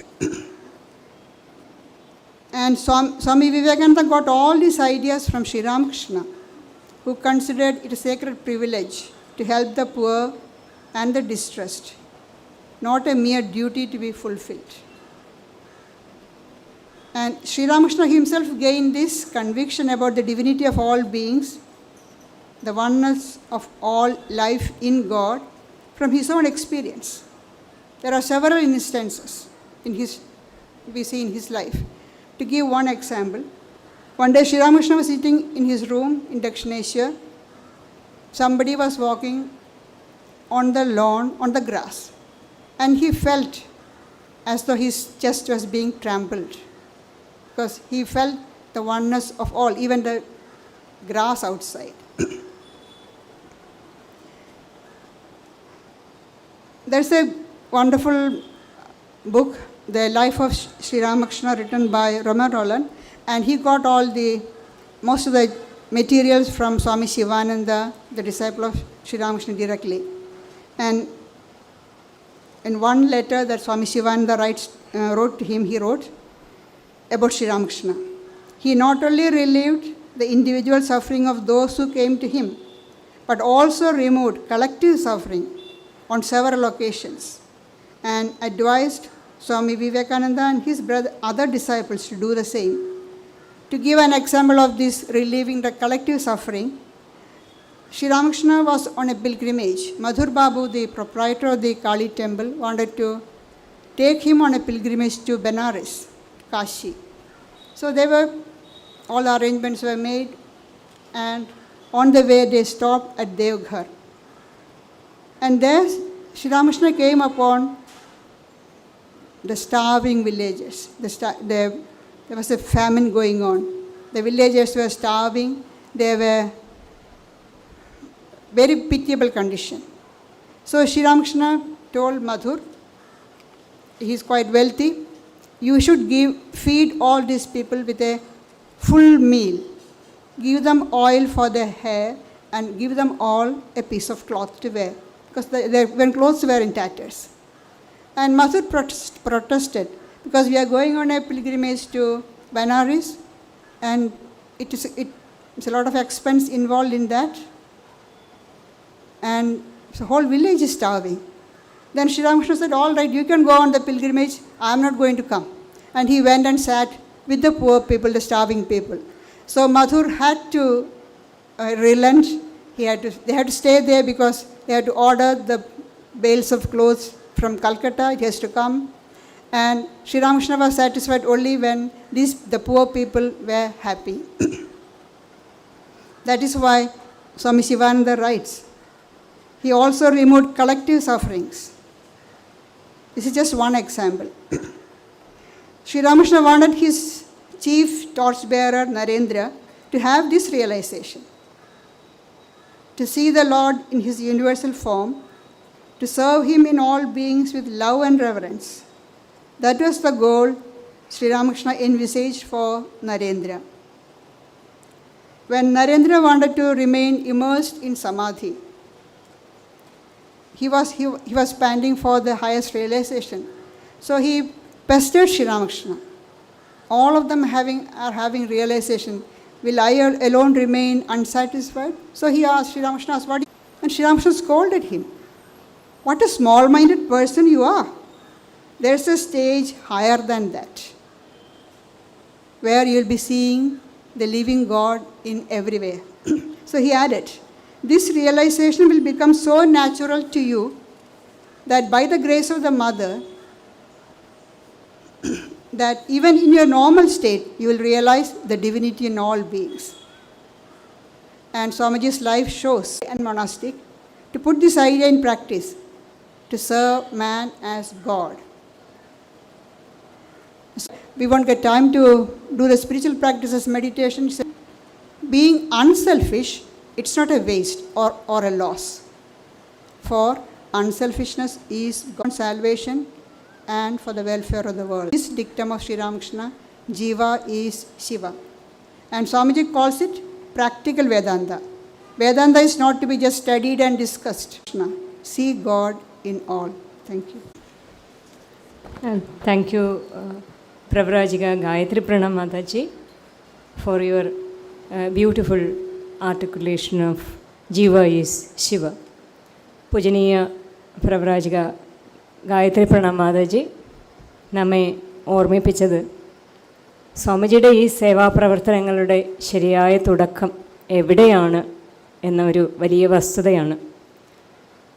Mataji പറയുകയുണ്ടായി, ശ്രീരാമകൃഷ്ണ ഭഗവാൻ ആധുനിക ലോകത്തിന് നൽകിയ ഒരു പുതിയ മന്ത്രമാണ് ശിവൻ്റെ സേവ എന്നത്. ഒരിക്കൽ വൈഷ്ണവതന്ത്രം വായിച്ച് കൊണ്ടിരിക്കുമ്പോൾ ഭഗവാൻ പെട്ടെന്ന് ചോദിക്കുകയാണ്, നമുക്ക് മറ്റുള്ളവരോട് വേണ്ടത് ദയയാണോ? ദയയല്ല, ഓരോ ജീവനെയും ശിവനായി കണ്ടുകൊണ്ട് സേവനം ചെയ്യുക എന്നതാണ്. പിൽക്കാലത്ത് സ്വാമിജി ആഹ്വാനം ചെയ്ത സേവാപ്രവർത്തനയുടെ ഈ സേവാപ്രവർത്തനങ്ങളൊക്കെ ശ്രീരാമകൃഷ്ണ സംഘം ഏറ്റെടുത്ത് നടത്തുമ്പോൾ, ശാരദാമഠത്തിലും രാമകൃഷ്ണ ശാരദാ മിഷനിലും ഈ സേവാപ്രവർത്തനങ്ങൾ നടത്തുമ്പോൾ ഇതിൻ്റെ പിന്നിലുള്ള ശരിയായ ആ ഊർജവും ശക്തിയും ശ്രീരാമകൃഷ്ണ ഭഗവാനിൽ നിന്നും ലഭിച്ച് അത് സ്വാമിജിയിലൂടെ നമുക്ക് പകർന്നു കിട്ടിയതാണ് എന്ന ആ വസ്തുത മാതാജി നമ്മളെ വളരെ ഭംഗിയായി ഓർമ്മിപ്പിച്ചു. പൂജനീയ മാതാജിക്ക് ഒരിക്കൽ കൂടി പ്രണാമപൂർവ്വം കൃതജ്ഞത അർപ്പിക്കുന്നു. Now we will listen to Dr. M. Levin Sri Ramakrishna Vachanamritam.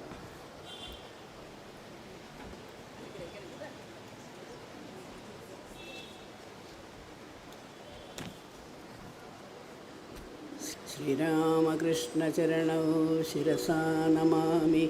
Shri Ramakrishna चरणौ शरणं प्रबदिदान्तपण्डित श्रीमद्विवेकयोगी मां प्रचोदयद सर्वदा.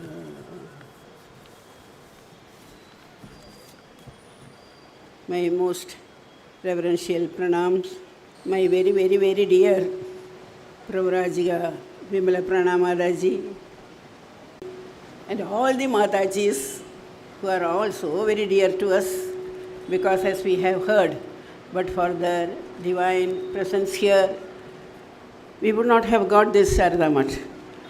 And in some way or other, we are all associated with it. I used to say, Vivekananda Kendra is my headquarters, Sarada Math is my heart quarters.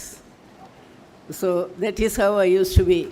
From 1980 onwards, from the time I came to Kanyakumari, this had been a very, very important,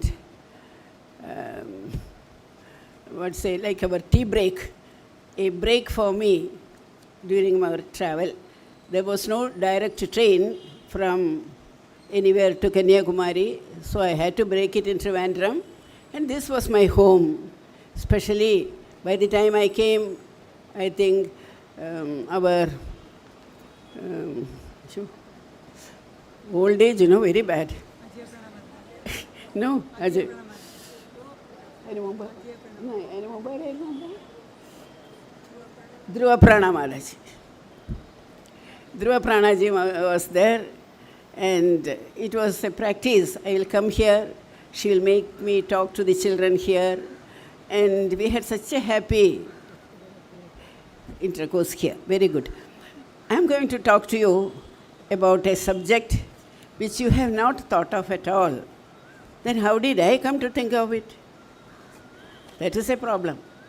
Some time back, when the Trichur Math was preparing some souvenir or annual number, they said, Didi, we want you to write about an article on Sri Sarada Devi in Gospel of Sri Ramakrishna. I searched each page. Devi is not to be seen anywhere. Then what to write? That was a big problem. So when you don't know how to do a thing, what we do? Dhyana avasthita tadgatena manasa. Go into some meditation and wait for some call. So I waited.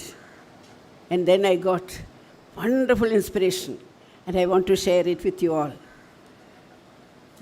All of you are feeling a little sleepy, so let us Shout 3 times. Jai Shri Ma!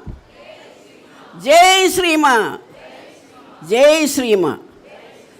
You have to be very alert to listen to my, because I'm going to present something which is not present there in physical terms, but I'm going to take you into some subtler level of thinking. So you have to be very alert. In the Gospel of Sri Ramakrishna, we hardly come across Sri Ma in person, nor is there any mention about her, except once or twice. At the same time, in the mega stage of the Bhavatarini temple at Dakshini Curtain, there she is, either engaged in her own place or directing, indeed a difficult task, but was delightful also. Like Sri Hanuman searching for Sita in Krishna's room, she was not there. I went to Kali's temple where he is doing pujas. Maybe she is helping him with the puja samagris and all that. No, she was not there. Was she sitting and what to do? She was not to be seen anywhere, and I have to produce a picture of hers in the gospel. It was very difficult. Obvious that Master never projected his concert in front of the public. Most of the people who visit that Master's wife was staying in the Nahabat. So very meek and humble, not like us. So very meek and humble she was, and unobtrusive was her presence in Dakshineshwar. Visible levels, that is why I wanted to make you alert. Continuing the search, taking from the visible to the invisible levels, from the coarse to the subtle, was very much there the divine presence, which slowly led to the most unusual and made Vachanamrita such a heavenly compilation. The lines from some sprang to my mind. We use mantras.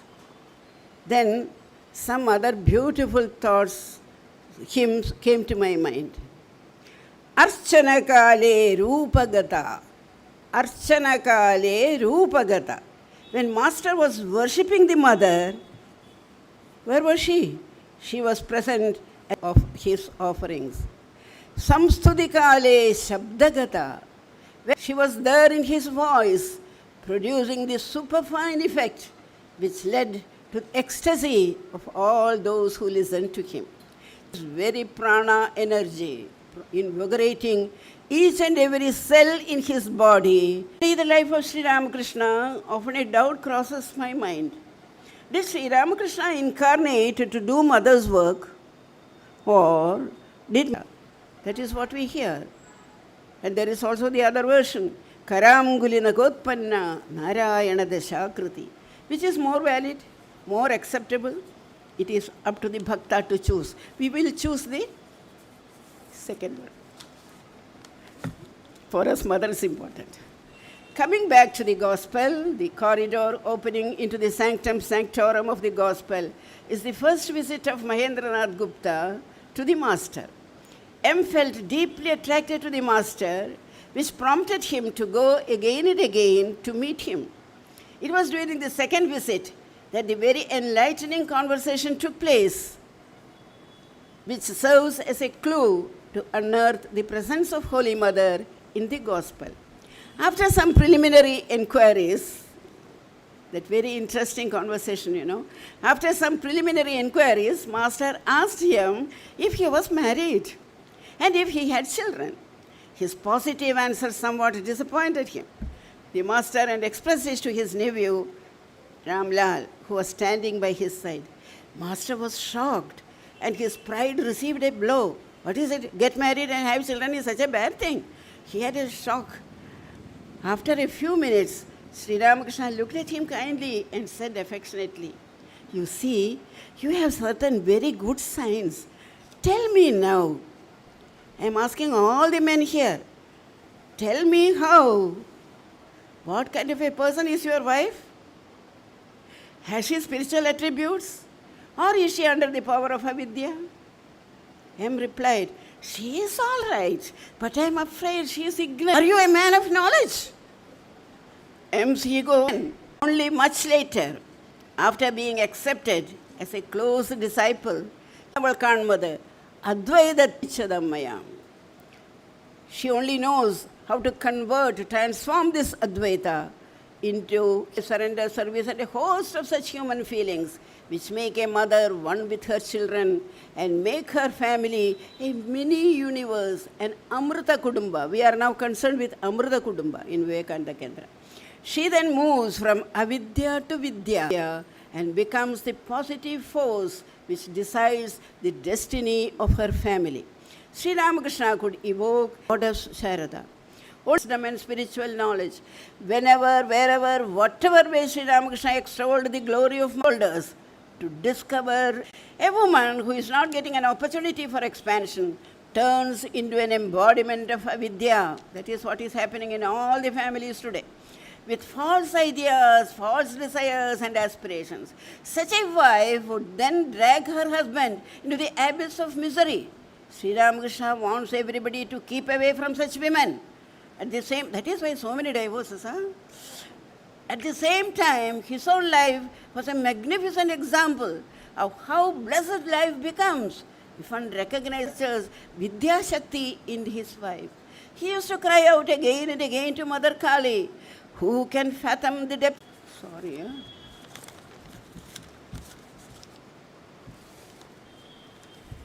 Started. The holy Ganges of Mother's life continued to flow, adding to the all-round beauty and grandeur of to the family that Sri Ramakrishna left behind. To shower benediction to all who came to her. From where did she get the training for this incomparable work? Who gave it to her and when? It is here that the first conversation between M and Master throw light. Every woman's wife recognizes that truth, like Sri Ramakrishna. He can raise his wife into heights of spirituality and discover in her the embodiment, a center of refuge for the entire humanity. Meditating thus, one often feels that the entire gospel is an answer to this all-important question of recognizing Vidya and eliminating avidya in our lives. Thank you.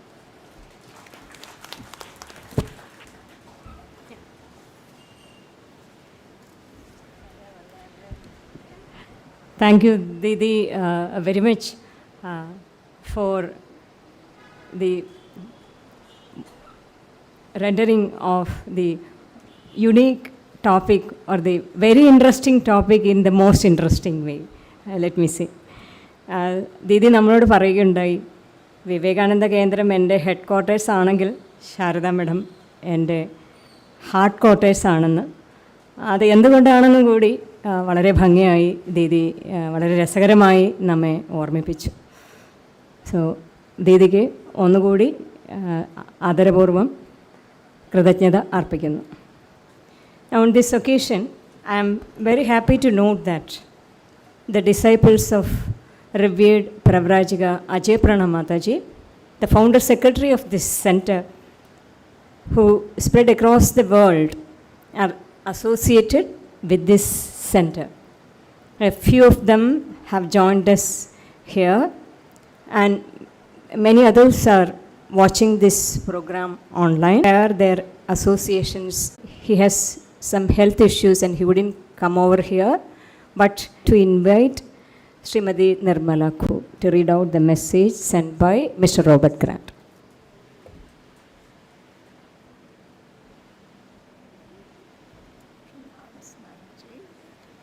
Pranams Mataji and everyone, and I will try to do justice to what Robert has written. Golden memories of revered Ajay Prana Mataji from Sydney to Thiruvendrapuram.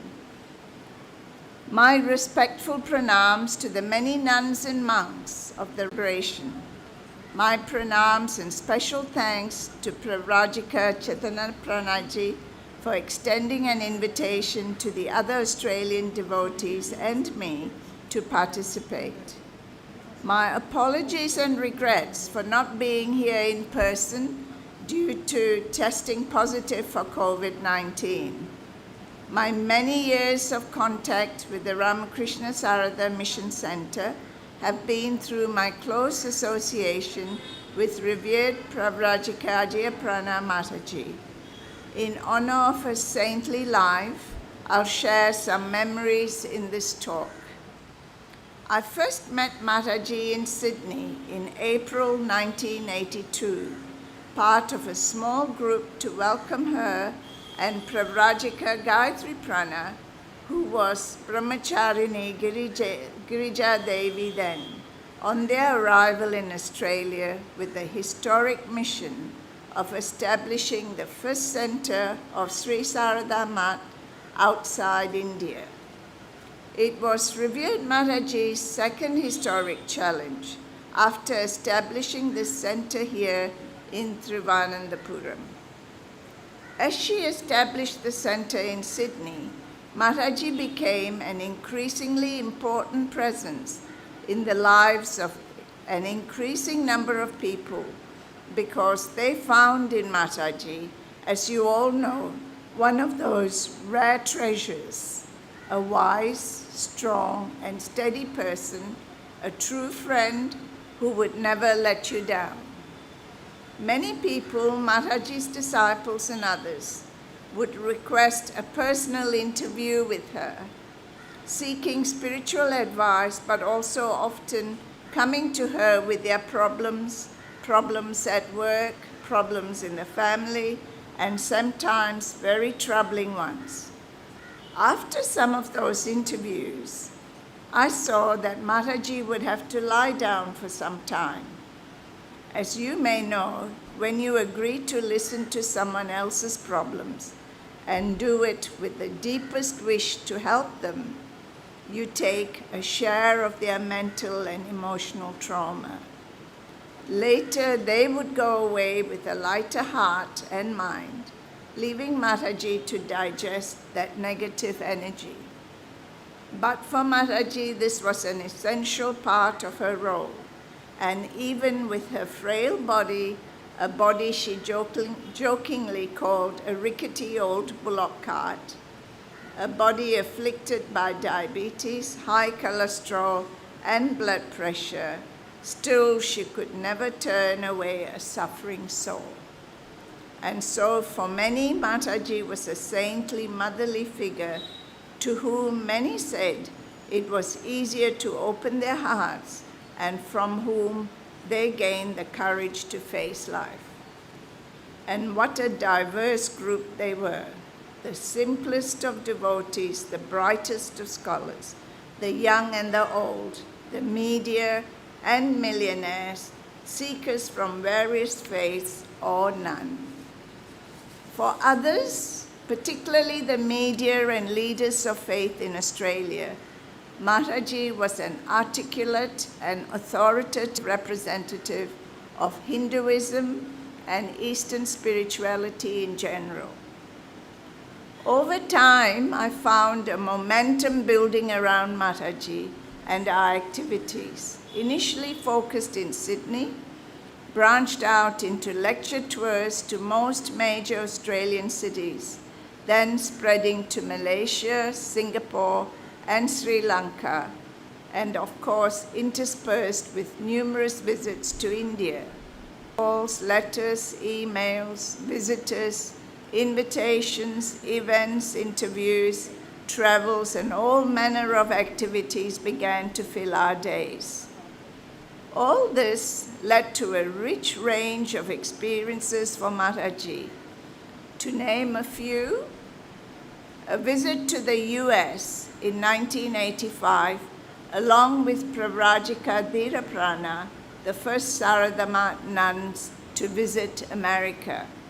Swami Asheshananda, then head of the Vedanta Center in Portland, was so at Parliament House, being invited to serve as a volunteer, part of a Hindu group in a multi-faith religious services center in the Athletes Village during the 2000 Sydney Olympics. A meeting with Pope Benedict XVI During his visit to Sydney in 2008, some of the organizers of his visit knew Mataji and made a point of arranging it.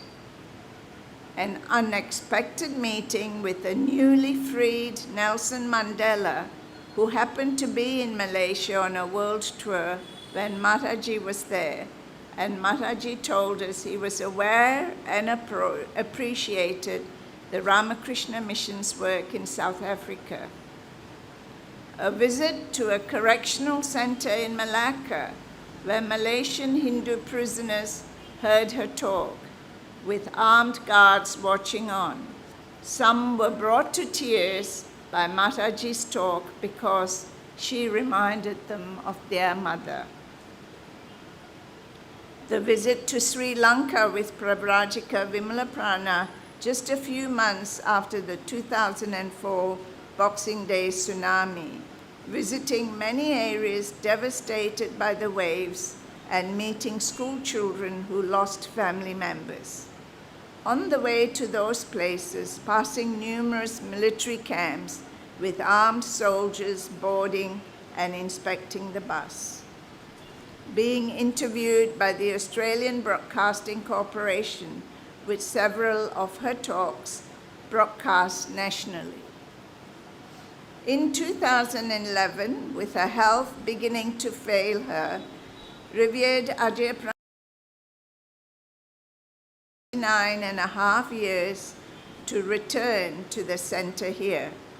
Having adjusted to life in Australia, having endeared herself to so many, and having settled so well into life in Australia, it was a terrible strain for Mataji to uproot herself and return to India. For many in Australia, it was a terrible loss, a void in their lives when revered Mataji left. Similar feelings, I'm sure, to how the devotees felt here in Thiruvananthapuram all those years ago. After returning here to the familiar and very loving environment of the center she had started, Mataji's health and energy revived. I believe the bold move back to India added years to her life, with much credit going to the wonderful care provided by Pravrajikas Chaitanya Prana, Yoga Varata Prana, and the other nuns. And how wonderful it was that she was so active here for many years. I'm glad so many of us could visit Mataji from Australia, some of us coming twice a year, showered with the wonderful hospitality of this center. We had many outings with Mataji, houseboat rides in the backwaters, visits to rainforests and waterfalls, and memorable visits to the amazing Jatayu Center. Our last group visit to Mataji was in November 2019. I was already planning to visit again in March 2020. The booking was made, but by late February, with COVID-19 on the rampage, the government of India was compelled to block all visitors. I convey my eternal thanks to Swami Moksharatnandaji for providing Mataji's medical needs and a supportive and comfortable environment for her final days and hours. We wondered at Mataji's calm and smooth exit from this world under the loving watch of the revered Matajis and Swamijis. We, the devotees in Australia, are so touched and ever thankful for that.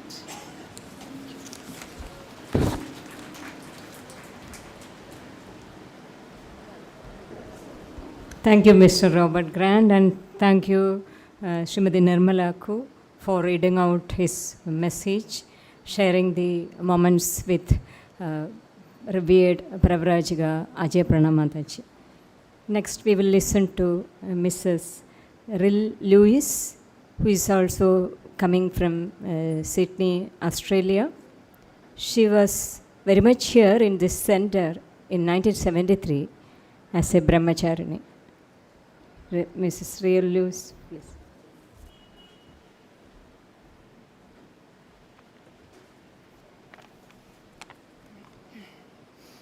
Jai Sri Ramakrishna, Ma and Swamiji. Pranams to revered monastic members and devotees. Thank you. I'm so happy to be able to attend these celebrations marking the 50th Jubilee of the Ramakrishna Sarada Mission Vidyarthini Mandiram, and especially to be back in Thiruvananthapuram for the first time in 50 years. Most of my Indian friends know me as Nirmala, a name I was given by revered President Maharaj, Swami Vireshwaranandaji at Belur Math when I arrived in India in 1972 at the age of 18. I went on to become a member of Sarada Math and was even called Brahmacharani Nirmala, though I did not take formal vows and my path eventually led elsewhere. My first almost 2 years in India was spent as a probationer living at Sarada Math Center in the village of Purnatukara near Thrissur. When Pravrajika Ajaya Pranaji was sent from there to head this new ashram and hostel for college girls, a small group of 2 or 3 brahmacharinis were chosen to accompany her, and I was one of them, along with, I think, Akhanda Pranaji, I don't remember too well, and Avyaya Pranaji. My early efforts to maintain spiritual equilibrium in monastic life were challenged by my quiet excitement at the prospect of moving to a new place, a city, in a different part of the country, as it was all still quite new to me. I also welcomed the opportunity to live and work closely with Ajaya Pranaji, one of many sannyasinis who I had grown to admire and respect. She was known for being, Ajaya Pranaji's command of English was excellent, and she was very interested in the West, but non-judgmental about our cultural differences. So I always felt comfortable in her presence, and I could be frank with her about anything, especially difficulties and struggles. Despite leaving the order some years later, I remained in contact with Ajaya Pranaji for much of the rest of my life. We both ended up living in Australia, where she became head of Sarada Math's first Western Centre. And since her passing, Pravrajika Gayatri Pranaji has become the current head of Sydney Centre, and coincidentally happens to have been one of the other brahmacharinis stationed at Thiruvananthapuram Ashram in 1973 when I was here. So we too have known each other a long time. I was anxious when asked to say a few words today because at nearly 70, my recall of names and details from my early experiences at this centre is unfortunately quite faded. But what I do remember is what brought me to India in the first place and how I became connected with Sarada Math. When living with my family in Singapore, one day I noticed in the newspaper an advertisement for a lecture on Vedanta philosophy at the local Ramakrishna mission by a visiting Swami. I had never heard of Vedanta or Ramakrishna mission, but something urged me to go along. The words I heard that evening filled me with wonder and delight, and I felt as though, as Sri Ramakrishna says, that a number 1 had been placed in front of the string of zeros that my life seemed to be at the time, suddenly giving it value and meaning. I floated home that night and vowed to return. The head of Singapore Ramakrishna Mission, Revered Swami Siddhartmanandaji, was pleased with my growing interest in Vedanta and encouraged it through discussions and questions. He fed me book after book on the lives of Thakur Ma, Swamiji, Shankaracharya, Gita, Upanishads, and more. He even made sure that I learned basic Sanskrit grammar and script, knowing that this background would improve my chances of being accepted as a brahmacharini of Sarada Math, which had become my expressed desire. In 1971, however, West Bengal had just emerged from the Bangladesh War of Independence, and Calcutta was adversely affected. The numerous letters to Belur Math from Swami Siddhartmanandaji and myself seeking permission for me to stay at their guest house were repeatedly denied. saying that a young girl should not travel alone to Calcutta at this time. I was bitterly disappointed, particularly as my family were about to leave Singapore permanently. So, of course, I stayed. The Swamis helpfully arranged for my accommodation with close Sindhi devotees while we waited for a positive outcome. Many months passed until one day our persistent letters paid off and the desired words arrived in a short response from revered President Maharaj saying, "Well, if she is so persistent, let her come." In time, I was blessed to receive initiation from Swami Vireshwaranandaji Maharaj, and soon after, he was to travel to Chennai. Seeing that I was somewhat rootless and without plans, he recommended that I also go to Chennai and stay at the Sharada Mat there as a guest. He arranged it, and as fortune would have it, Pravrajika's Dhirapranaji and Ajaya Pranaji from Trishur were also visiting at the same time. During our many conversations, I must have expressed my desire to join Sharada Mat because they invited me to return with them to their ashram in Kerala. They said I could stay a while, try out the life of a brahmachari, and see how I managed. I agreed with gratitude. As the train from Chennai approached our final stop in Kerala, I was dressed in Western clothes consisting of a long skirt and blouse. Ajaya Pranaji sweetly suggested that maybe I should change into a sari, warning me that otherwise the young students at their center would giggle and make fun of me, as only children wore skirt and blouse in their culture. This was to be my first introduction to appropriate local behavior. I'm forever grateful to Dhirapranaji and Ajaya Pranaji for their open-mindedness and willingness to give this young woman from another country, who they barely knew, a chance to live the life she craved. When Sharada Mat headquarters in Calcutta came to know that I wanted to join the order, the General Secretary, Pravrajika Mukti Pranaji, first issued a resounding no, as other Western girls had experienced difficulty with health and settling in. But as time passed, her message changed to, all right, let her be there a few years and see how she adjusts. Fitting in, not only to monastic life, but by adopting local customs and culture without question, was important to me, and everyone was keen to teach me. For example, not to sit half in, half out of a doorway, never to look at someone with one eye covered, or to touch anyone with my foot or a broom, and much, much more.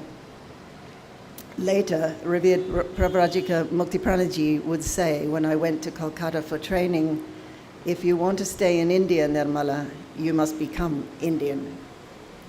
In Trishur, I came to respect the strong, independent female sadhus and brahmacharinis amongst whom I was living, who had arisen from a culture that not only cherished spiritual wisdom, but lived it through service to God and humanity, especially by the education of girls and women, as Swami Vivekananda would have wanted.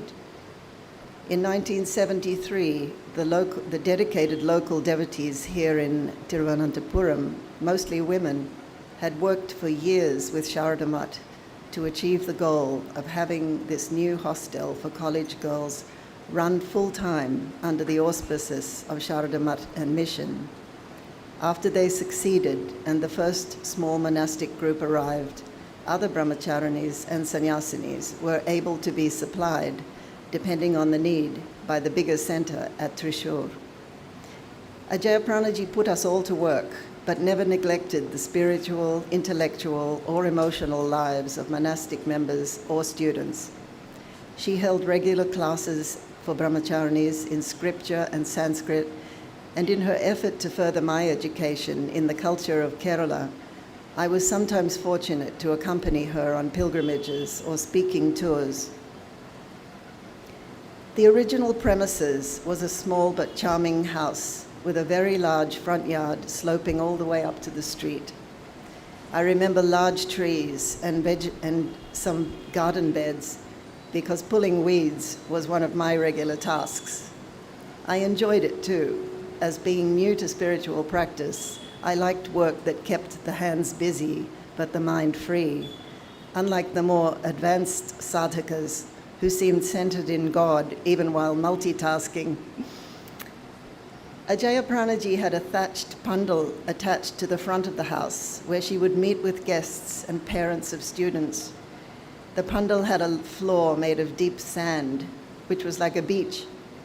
But keeping that sand out of the house as we moved regularly to and fro was a bit difficult. I was fascinated when a man arrived once or twice a week leading an enormous water buffalo ready to be milked, something I had never seen up close. I would carefully whisk that full vessel of milk straight out back to the adjoining kitchen and be put to work, churning it into curd, then slicing vegetables, all under the watchful eye of the slightly fearsome but humorous Bhargavi Amma. Language barrier was not a problem with her, as I knew a scolding when I got one, even in Malayalam. Kuti, nai.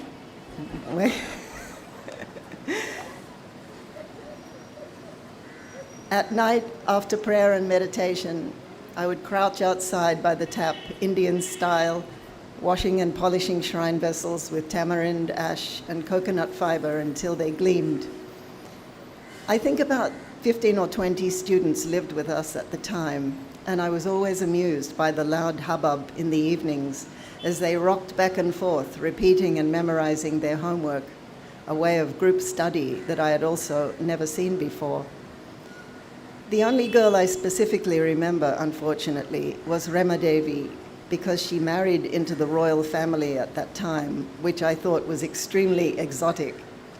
And sadly, the only two devotees whose names I recall are Nirmala Uni, whose home Ajaya Pranaji held classes at regularly, and Rajamma, who I was overly curious about because she seemed a little westernized, and her lovely old Kerala-style house, Sharadalaya, somehow reminded me of Sydney.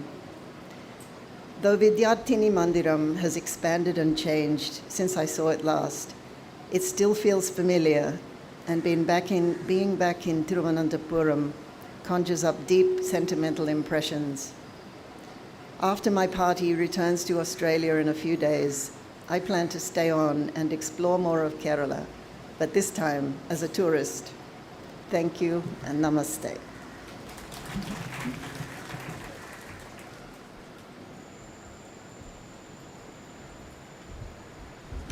Thank you, Mrs. Rill Lewis, for sharing your experiences with the center and your associations with our Matajis.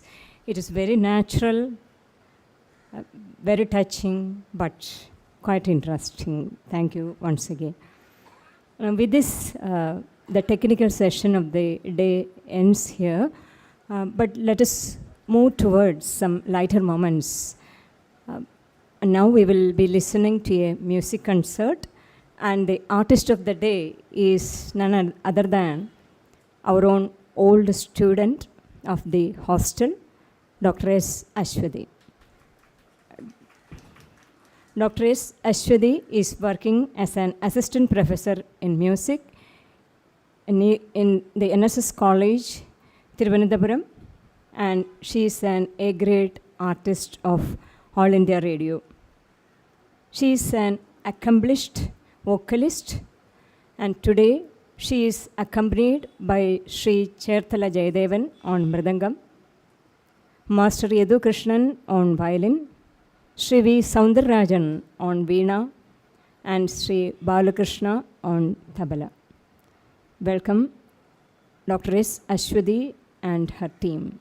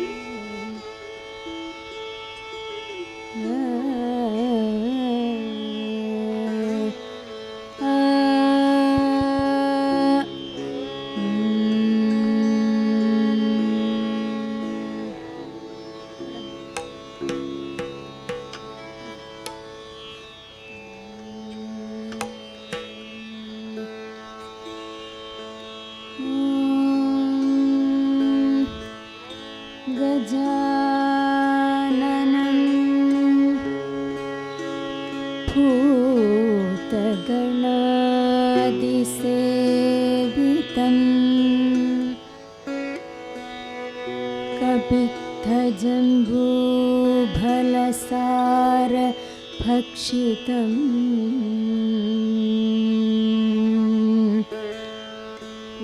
उमासुतं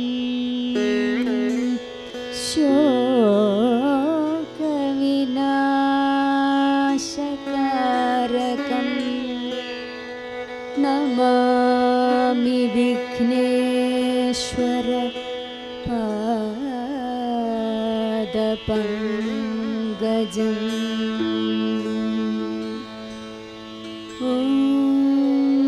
गुरुर्ब्रह्मा गुरुर्विष्णु गुरुदेवो महेश्वर गुरु साक्षात् परब्रह्मं तस्मै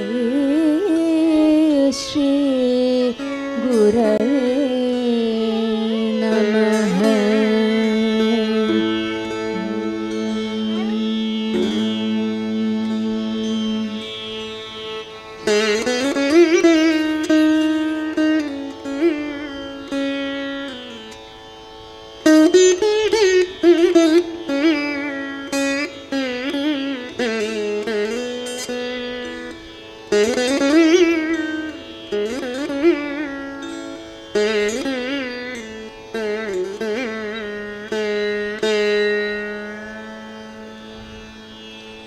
प्रकृतिं परमा अभयां वरदा नररूपधरा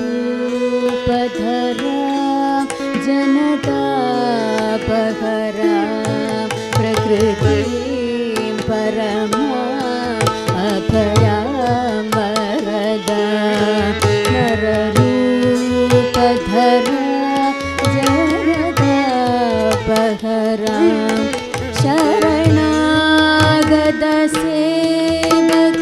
तोषकरीं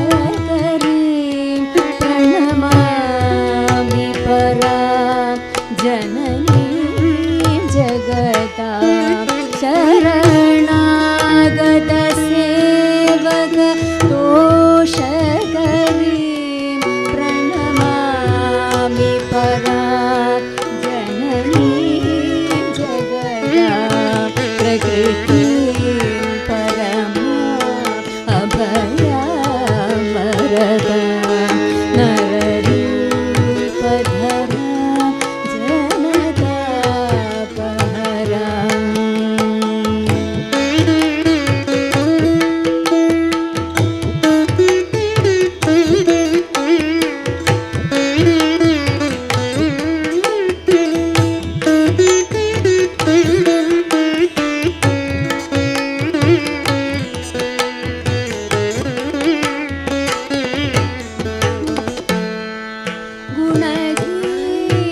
गुणहीनसुतान् अपराधयुतान् कृपयाद्य समुद्धर मोहगतान् गुणहीनसुतान् अपराधयुतान् कृपयाद्य समुद्धर मोहगतान् तरणि भवसागर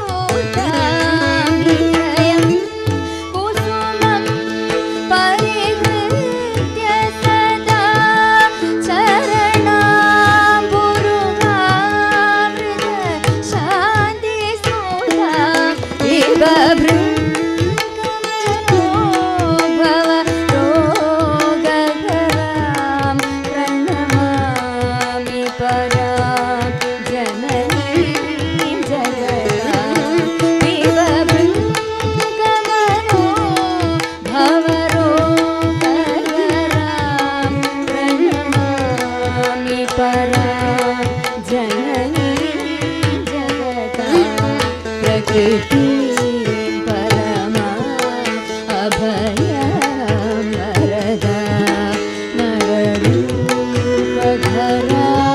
जगदापधरा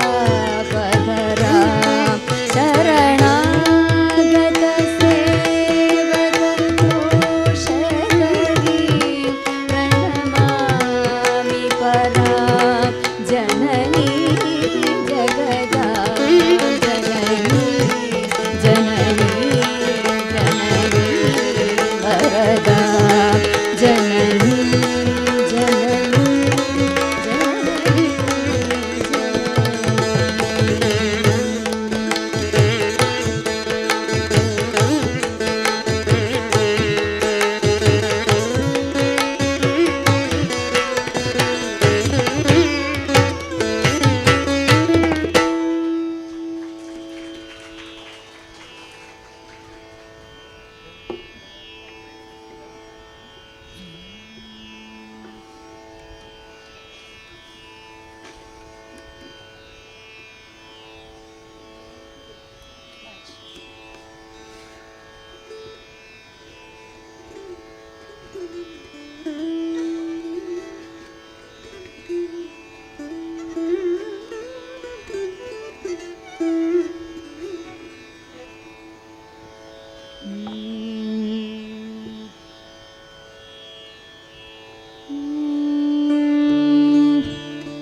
हे राम कृष्ण हे राम कृष्ण विश्वस्य धाता पुरुषस्वमात्यो अव्यक्तेन रूपेण ततन्तयेदम् हे राम कृष्ण त्वयि भक्तिहीने कृपा कटाक्षं कुरु देवनित्यं हे राम कृष्ण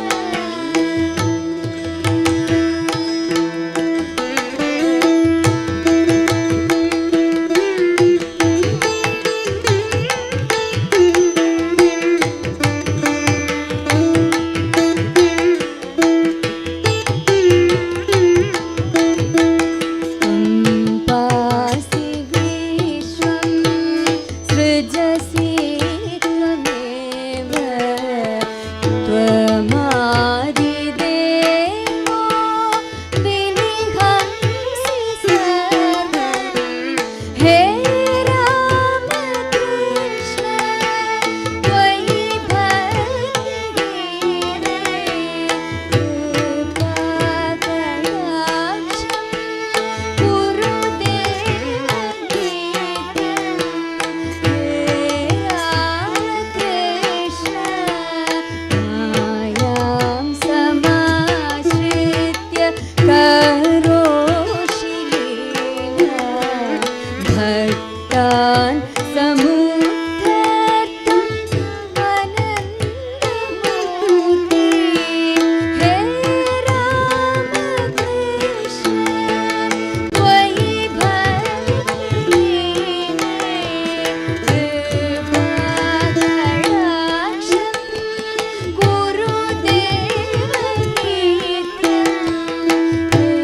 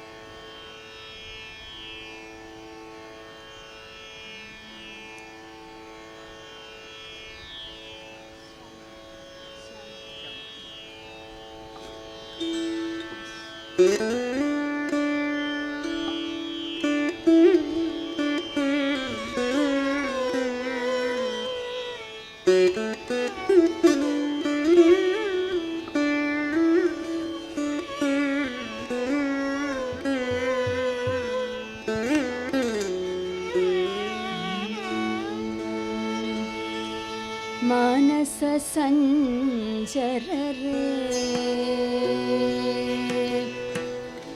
मानस संचर रे ब्रह्मणि मानस संचर रे ब्रह्मणि मानस संचर रे ब्रह्मणि मानस संचर रे ब्रह्मणि मानस संचर रे ब्रह्मणि मानस संचर रे ब्रह्मणि मानस संचर रे ब्रह्मणि मानस संचर रे ब्रह्मणि मानस संचर रे ब्रह्मणि मानस संचर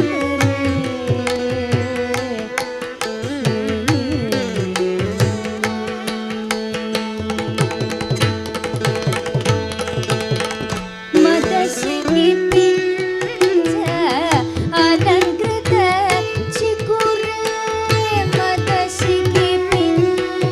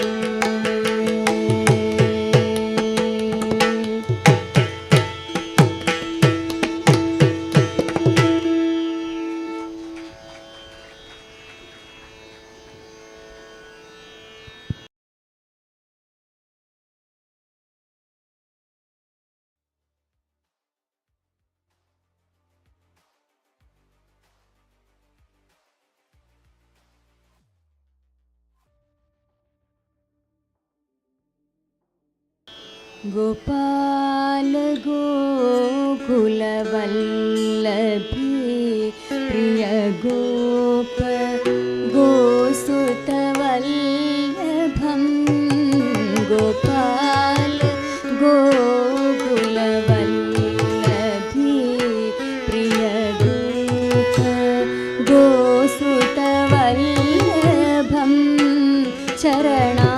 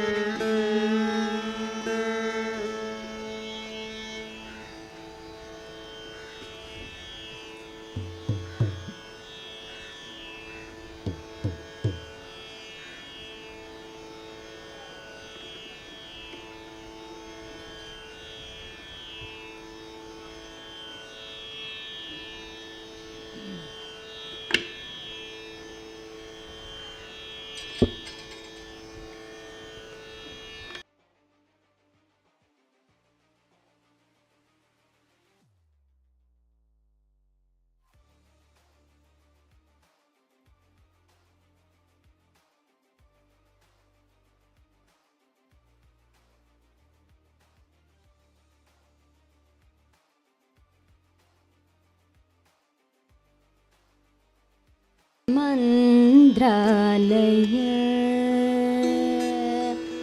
मनवे मन्द्रालय ನೆಲಸಿಲ್ಲಿ ಗುರುವೇ ಕರುಣಾಮಯ ಮನವೇ ಮಂತ್ರಾಲಯ ನೆಲಸಿಲ್ಲಿ ಗುರುವೇ ಕರುಣಾಮಯ ಮನವೇ ಮಂತ್ರಾಲಯ ನೆಲಸಿಲ್ಲಿ ಗುರುವೇ ಕರುಣಾಮಯ ಮನವೇ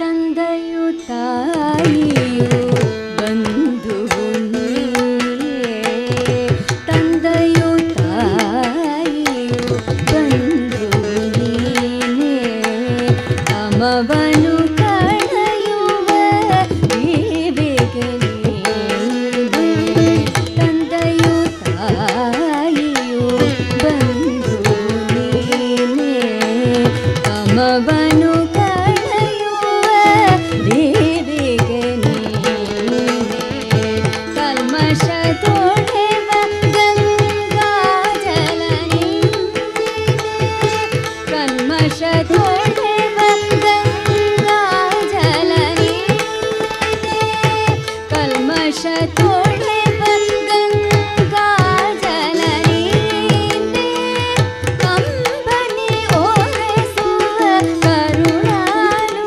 ನೀನೇ ಮನವೇ ಮಂತ್ರಾಲಯ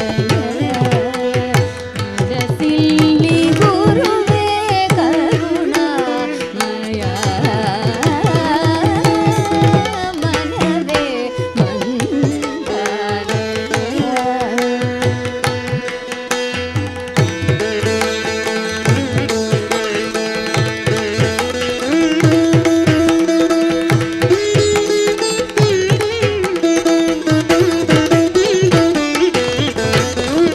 ನರಹರಿ ಪದ ಕಮಲ ಸೇವಿವ ಭ್ರಮರ ನರಹರಿ ಪದ ಕಮಲ ಸೇವಿವ ಭ್ರಮರ ಮರಳಿ ಹರೆ ಗಿಳಿದ ಗುರು ರಾಘವೇಂದ್ರ ನರಹರಿ ಪದ ಕಮಲ ಸೇವಿವ ಭ್ರಮರ ಮರಳಿ ಧರೆ ಗಿಳಿದ ಗುರು ರಾಘವೇಂದ್ರ ಶಿರಬಾಗಿ ನಮಿಸುವೆ ತವ ಪದ್ಮಚರಣಗೆ ಶಿರಬಾಗಿ ನಮಿಸುವೆ ತವ ಪದ್ಮಚರಣಗೆ ಕರುಣದಿ ಕಾಯೋ ಗುರು ಸಾರ್ವಭೌಮ ಶಿರಬಾಗಿ ನಮಿಸುವೆ ತವ ಪದ್ಮಚರಣಗೆ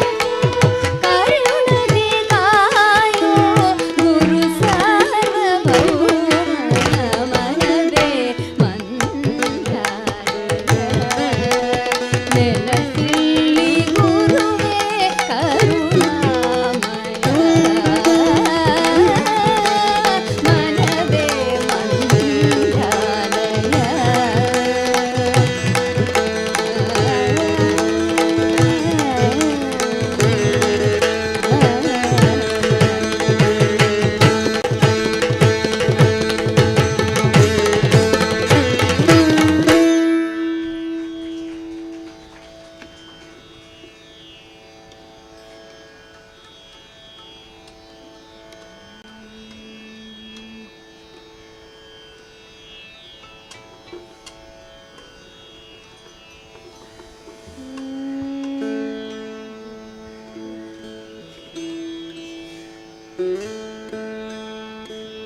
बंसी वाले ने मन मोह बंसी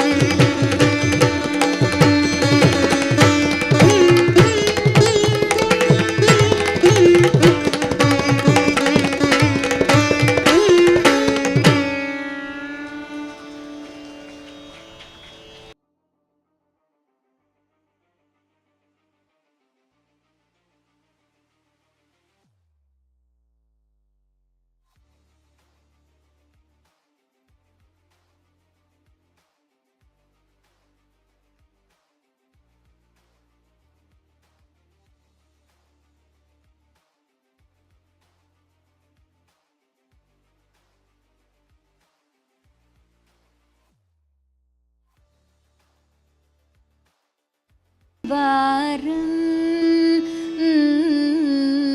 स्मरवारं वारं स्मरवारं वारं चेतय स्मरनन्दकुमारं स्मरवारं वारं चेतय स्मरन्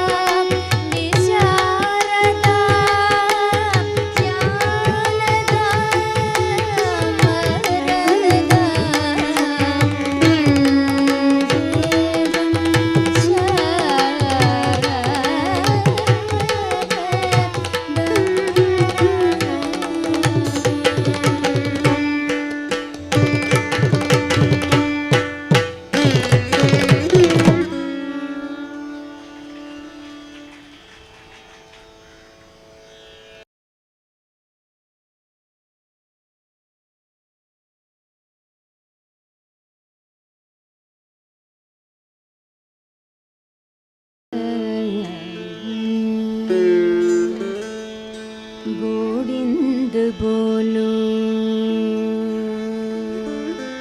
गोविंद बोलो, गोपाल बोलो, गोविंद बोलो, गोपाल बोलो, राम नाम बोलो, हरि नाम बोलो, गोविंद बोलो, गोपाल बोलो, राम नाम बोलो, हरि नाम बोलो, अल्लाह मालिक ईसा ही नानक, अल्लाह मालिक ईसा ही नानक, अल्लाह मालिक ईसा ही नानक, अल्लाह मालिक ईसा ही नानक, सौराष्ट्र महावीर बुद्ध नाम बोलो, अल्लाह मालिक ईसा ही नानक, सौराष्ट्र महावीर बुद्ध नाम बोलो, गोविंद राम नाम बोलो, हरि नाम बोलो,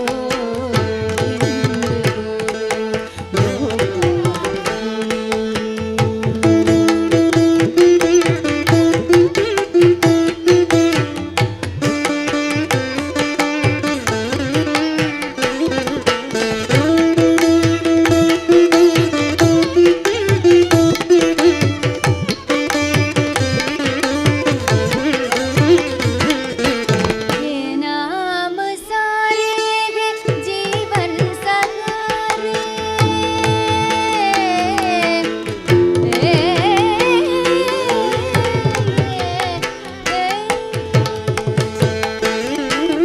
ये नाम सारे है जीवन सहारे, परमानंद के बोलते हैं द्वारे, ये नाम सारे है जीवन सहारे, परमानंद के बोलते हैं द्वारे, जो नाम चाहो वो नाम बोलो, जो नाम चाहो वो नाम बोलो, प्रेम से बोलो, भाव से बोलो, जो नाम चाहो वो नाम बोलो, प्रेम से बोलो, भाव से बोलो, गोविंद बोलो, गोपाल बोलो, राम नाम बोलो, हरि नाम बोलो, अल्लाह मालिक ईसा ही नानक, सौराष्ट्र महावीर बुद्ध नाम बोलो, गोविंद बोलो, गोपाल बोलो, राम नाम बोलो, हरि नाम बोलो, गोविंद बोलो, गोपाल बोलो, गोविंद बोलो, गोपाल बोलो, गोविंद बोलो, Gopal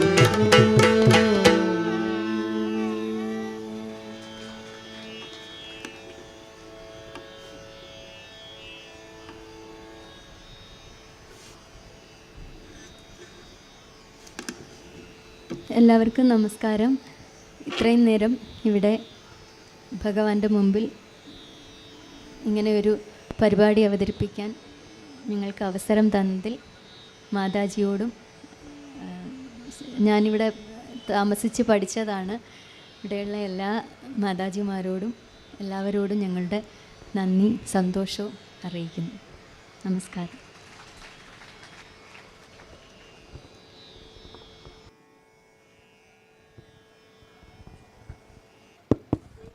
It's always a joy to listen to pure music, and when it is rendered with a spirit of devotion, it at once takes the listeners to an exalted experience. Thank you, Dr. Ashwati. It was so melodious, scientific, and I also thank Sri Jayadevan, Master Yadu, Sri Sundarajan, and Sri Balakrishna, who accompanied her. And now kindly receive a token of blessing from revered Pravrajika Vimalaprana Mataji. Dr. Ashwati, please kindly receive it.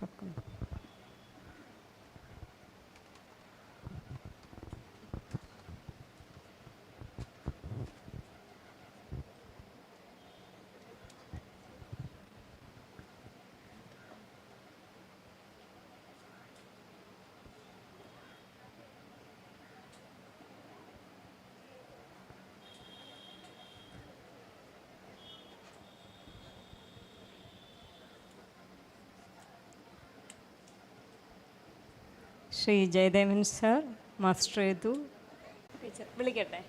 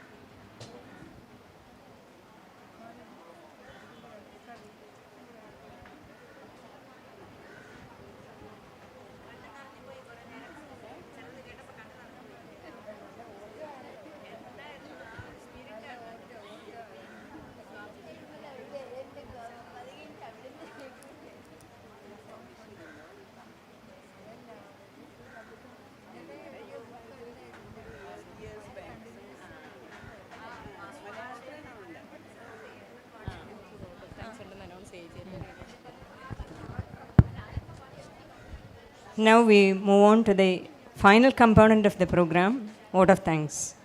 May I now invite with love Dr. D. Maya, an ardent devotee of Sri Ramakrishna and a member of the managing committee of Ramakrishna Sarada Mission, Thiruvananthapuram, to propose the vote of thanks.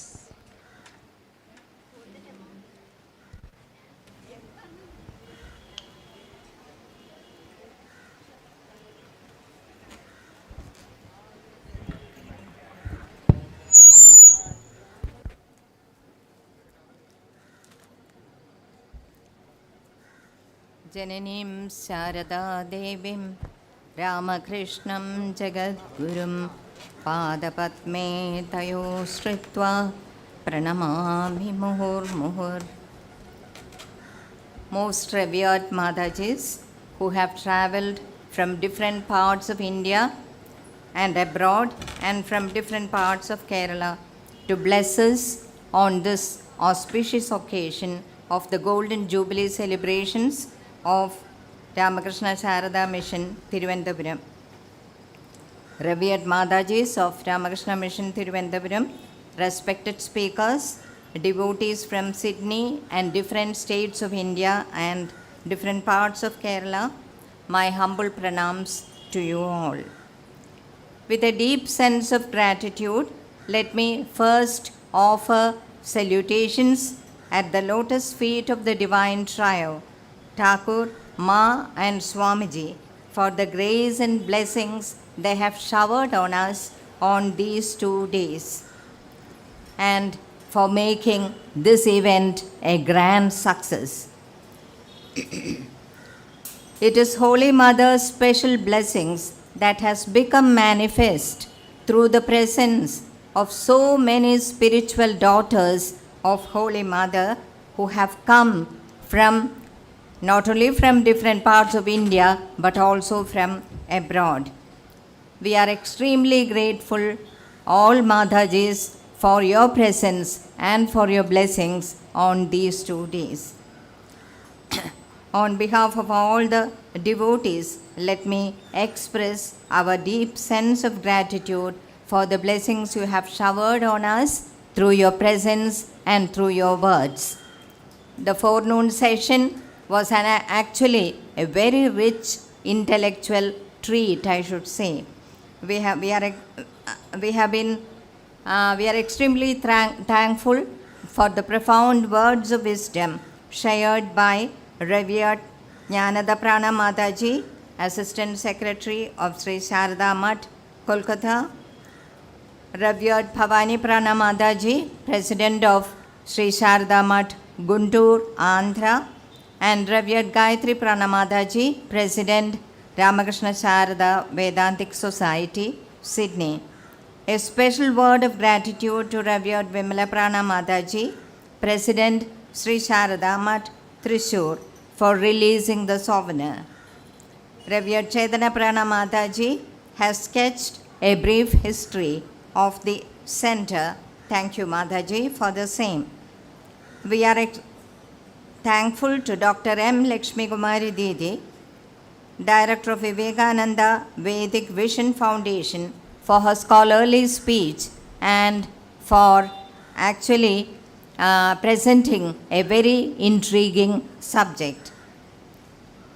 Thanks to Mr. Robert Grant for sending a very touching message about his experiences with Ajay Prana Mataji and with the Trivandrum Ramakrishna Sarada mission.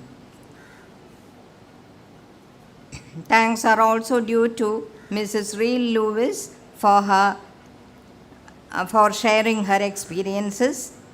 We are actually, it was very interesting to note her journey with Revered Ajay Prana Mataji.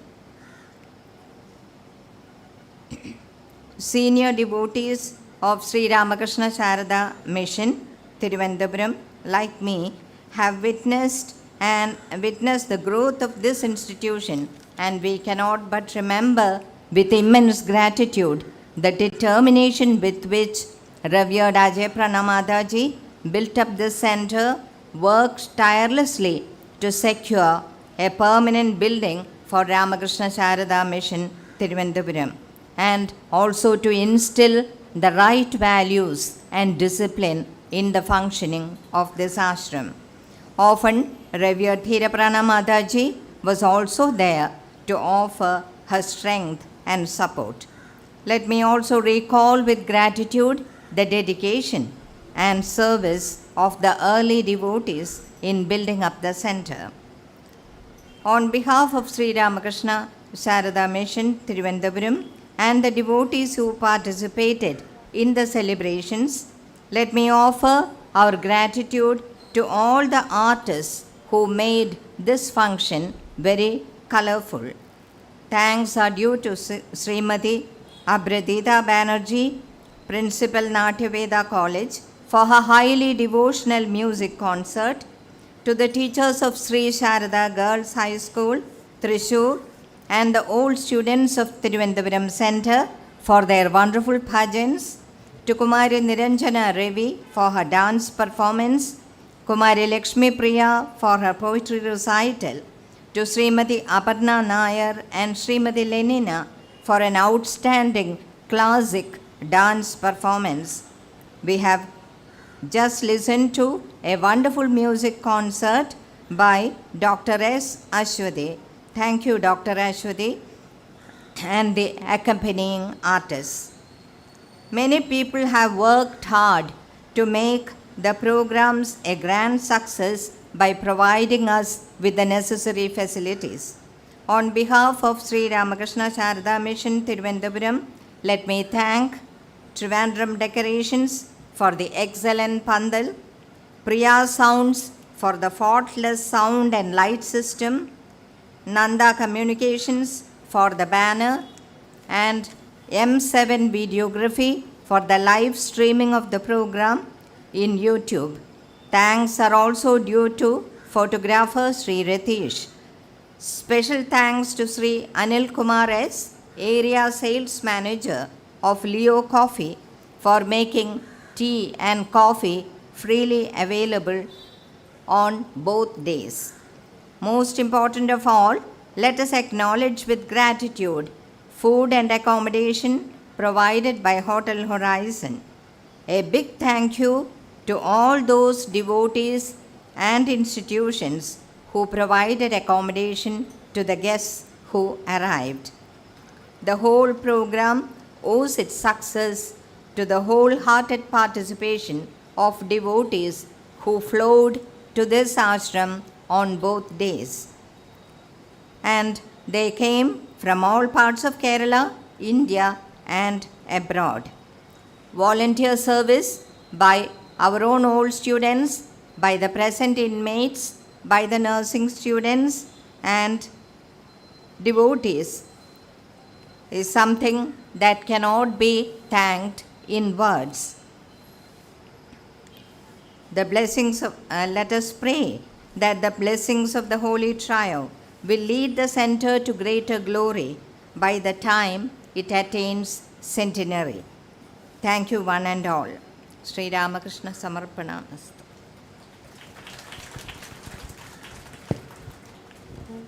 Thank you, Dr. Maya. And with this, we come to an end of the 2-day Golden Jubilee celebrations organized by our center.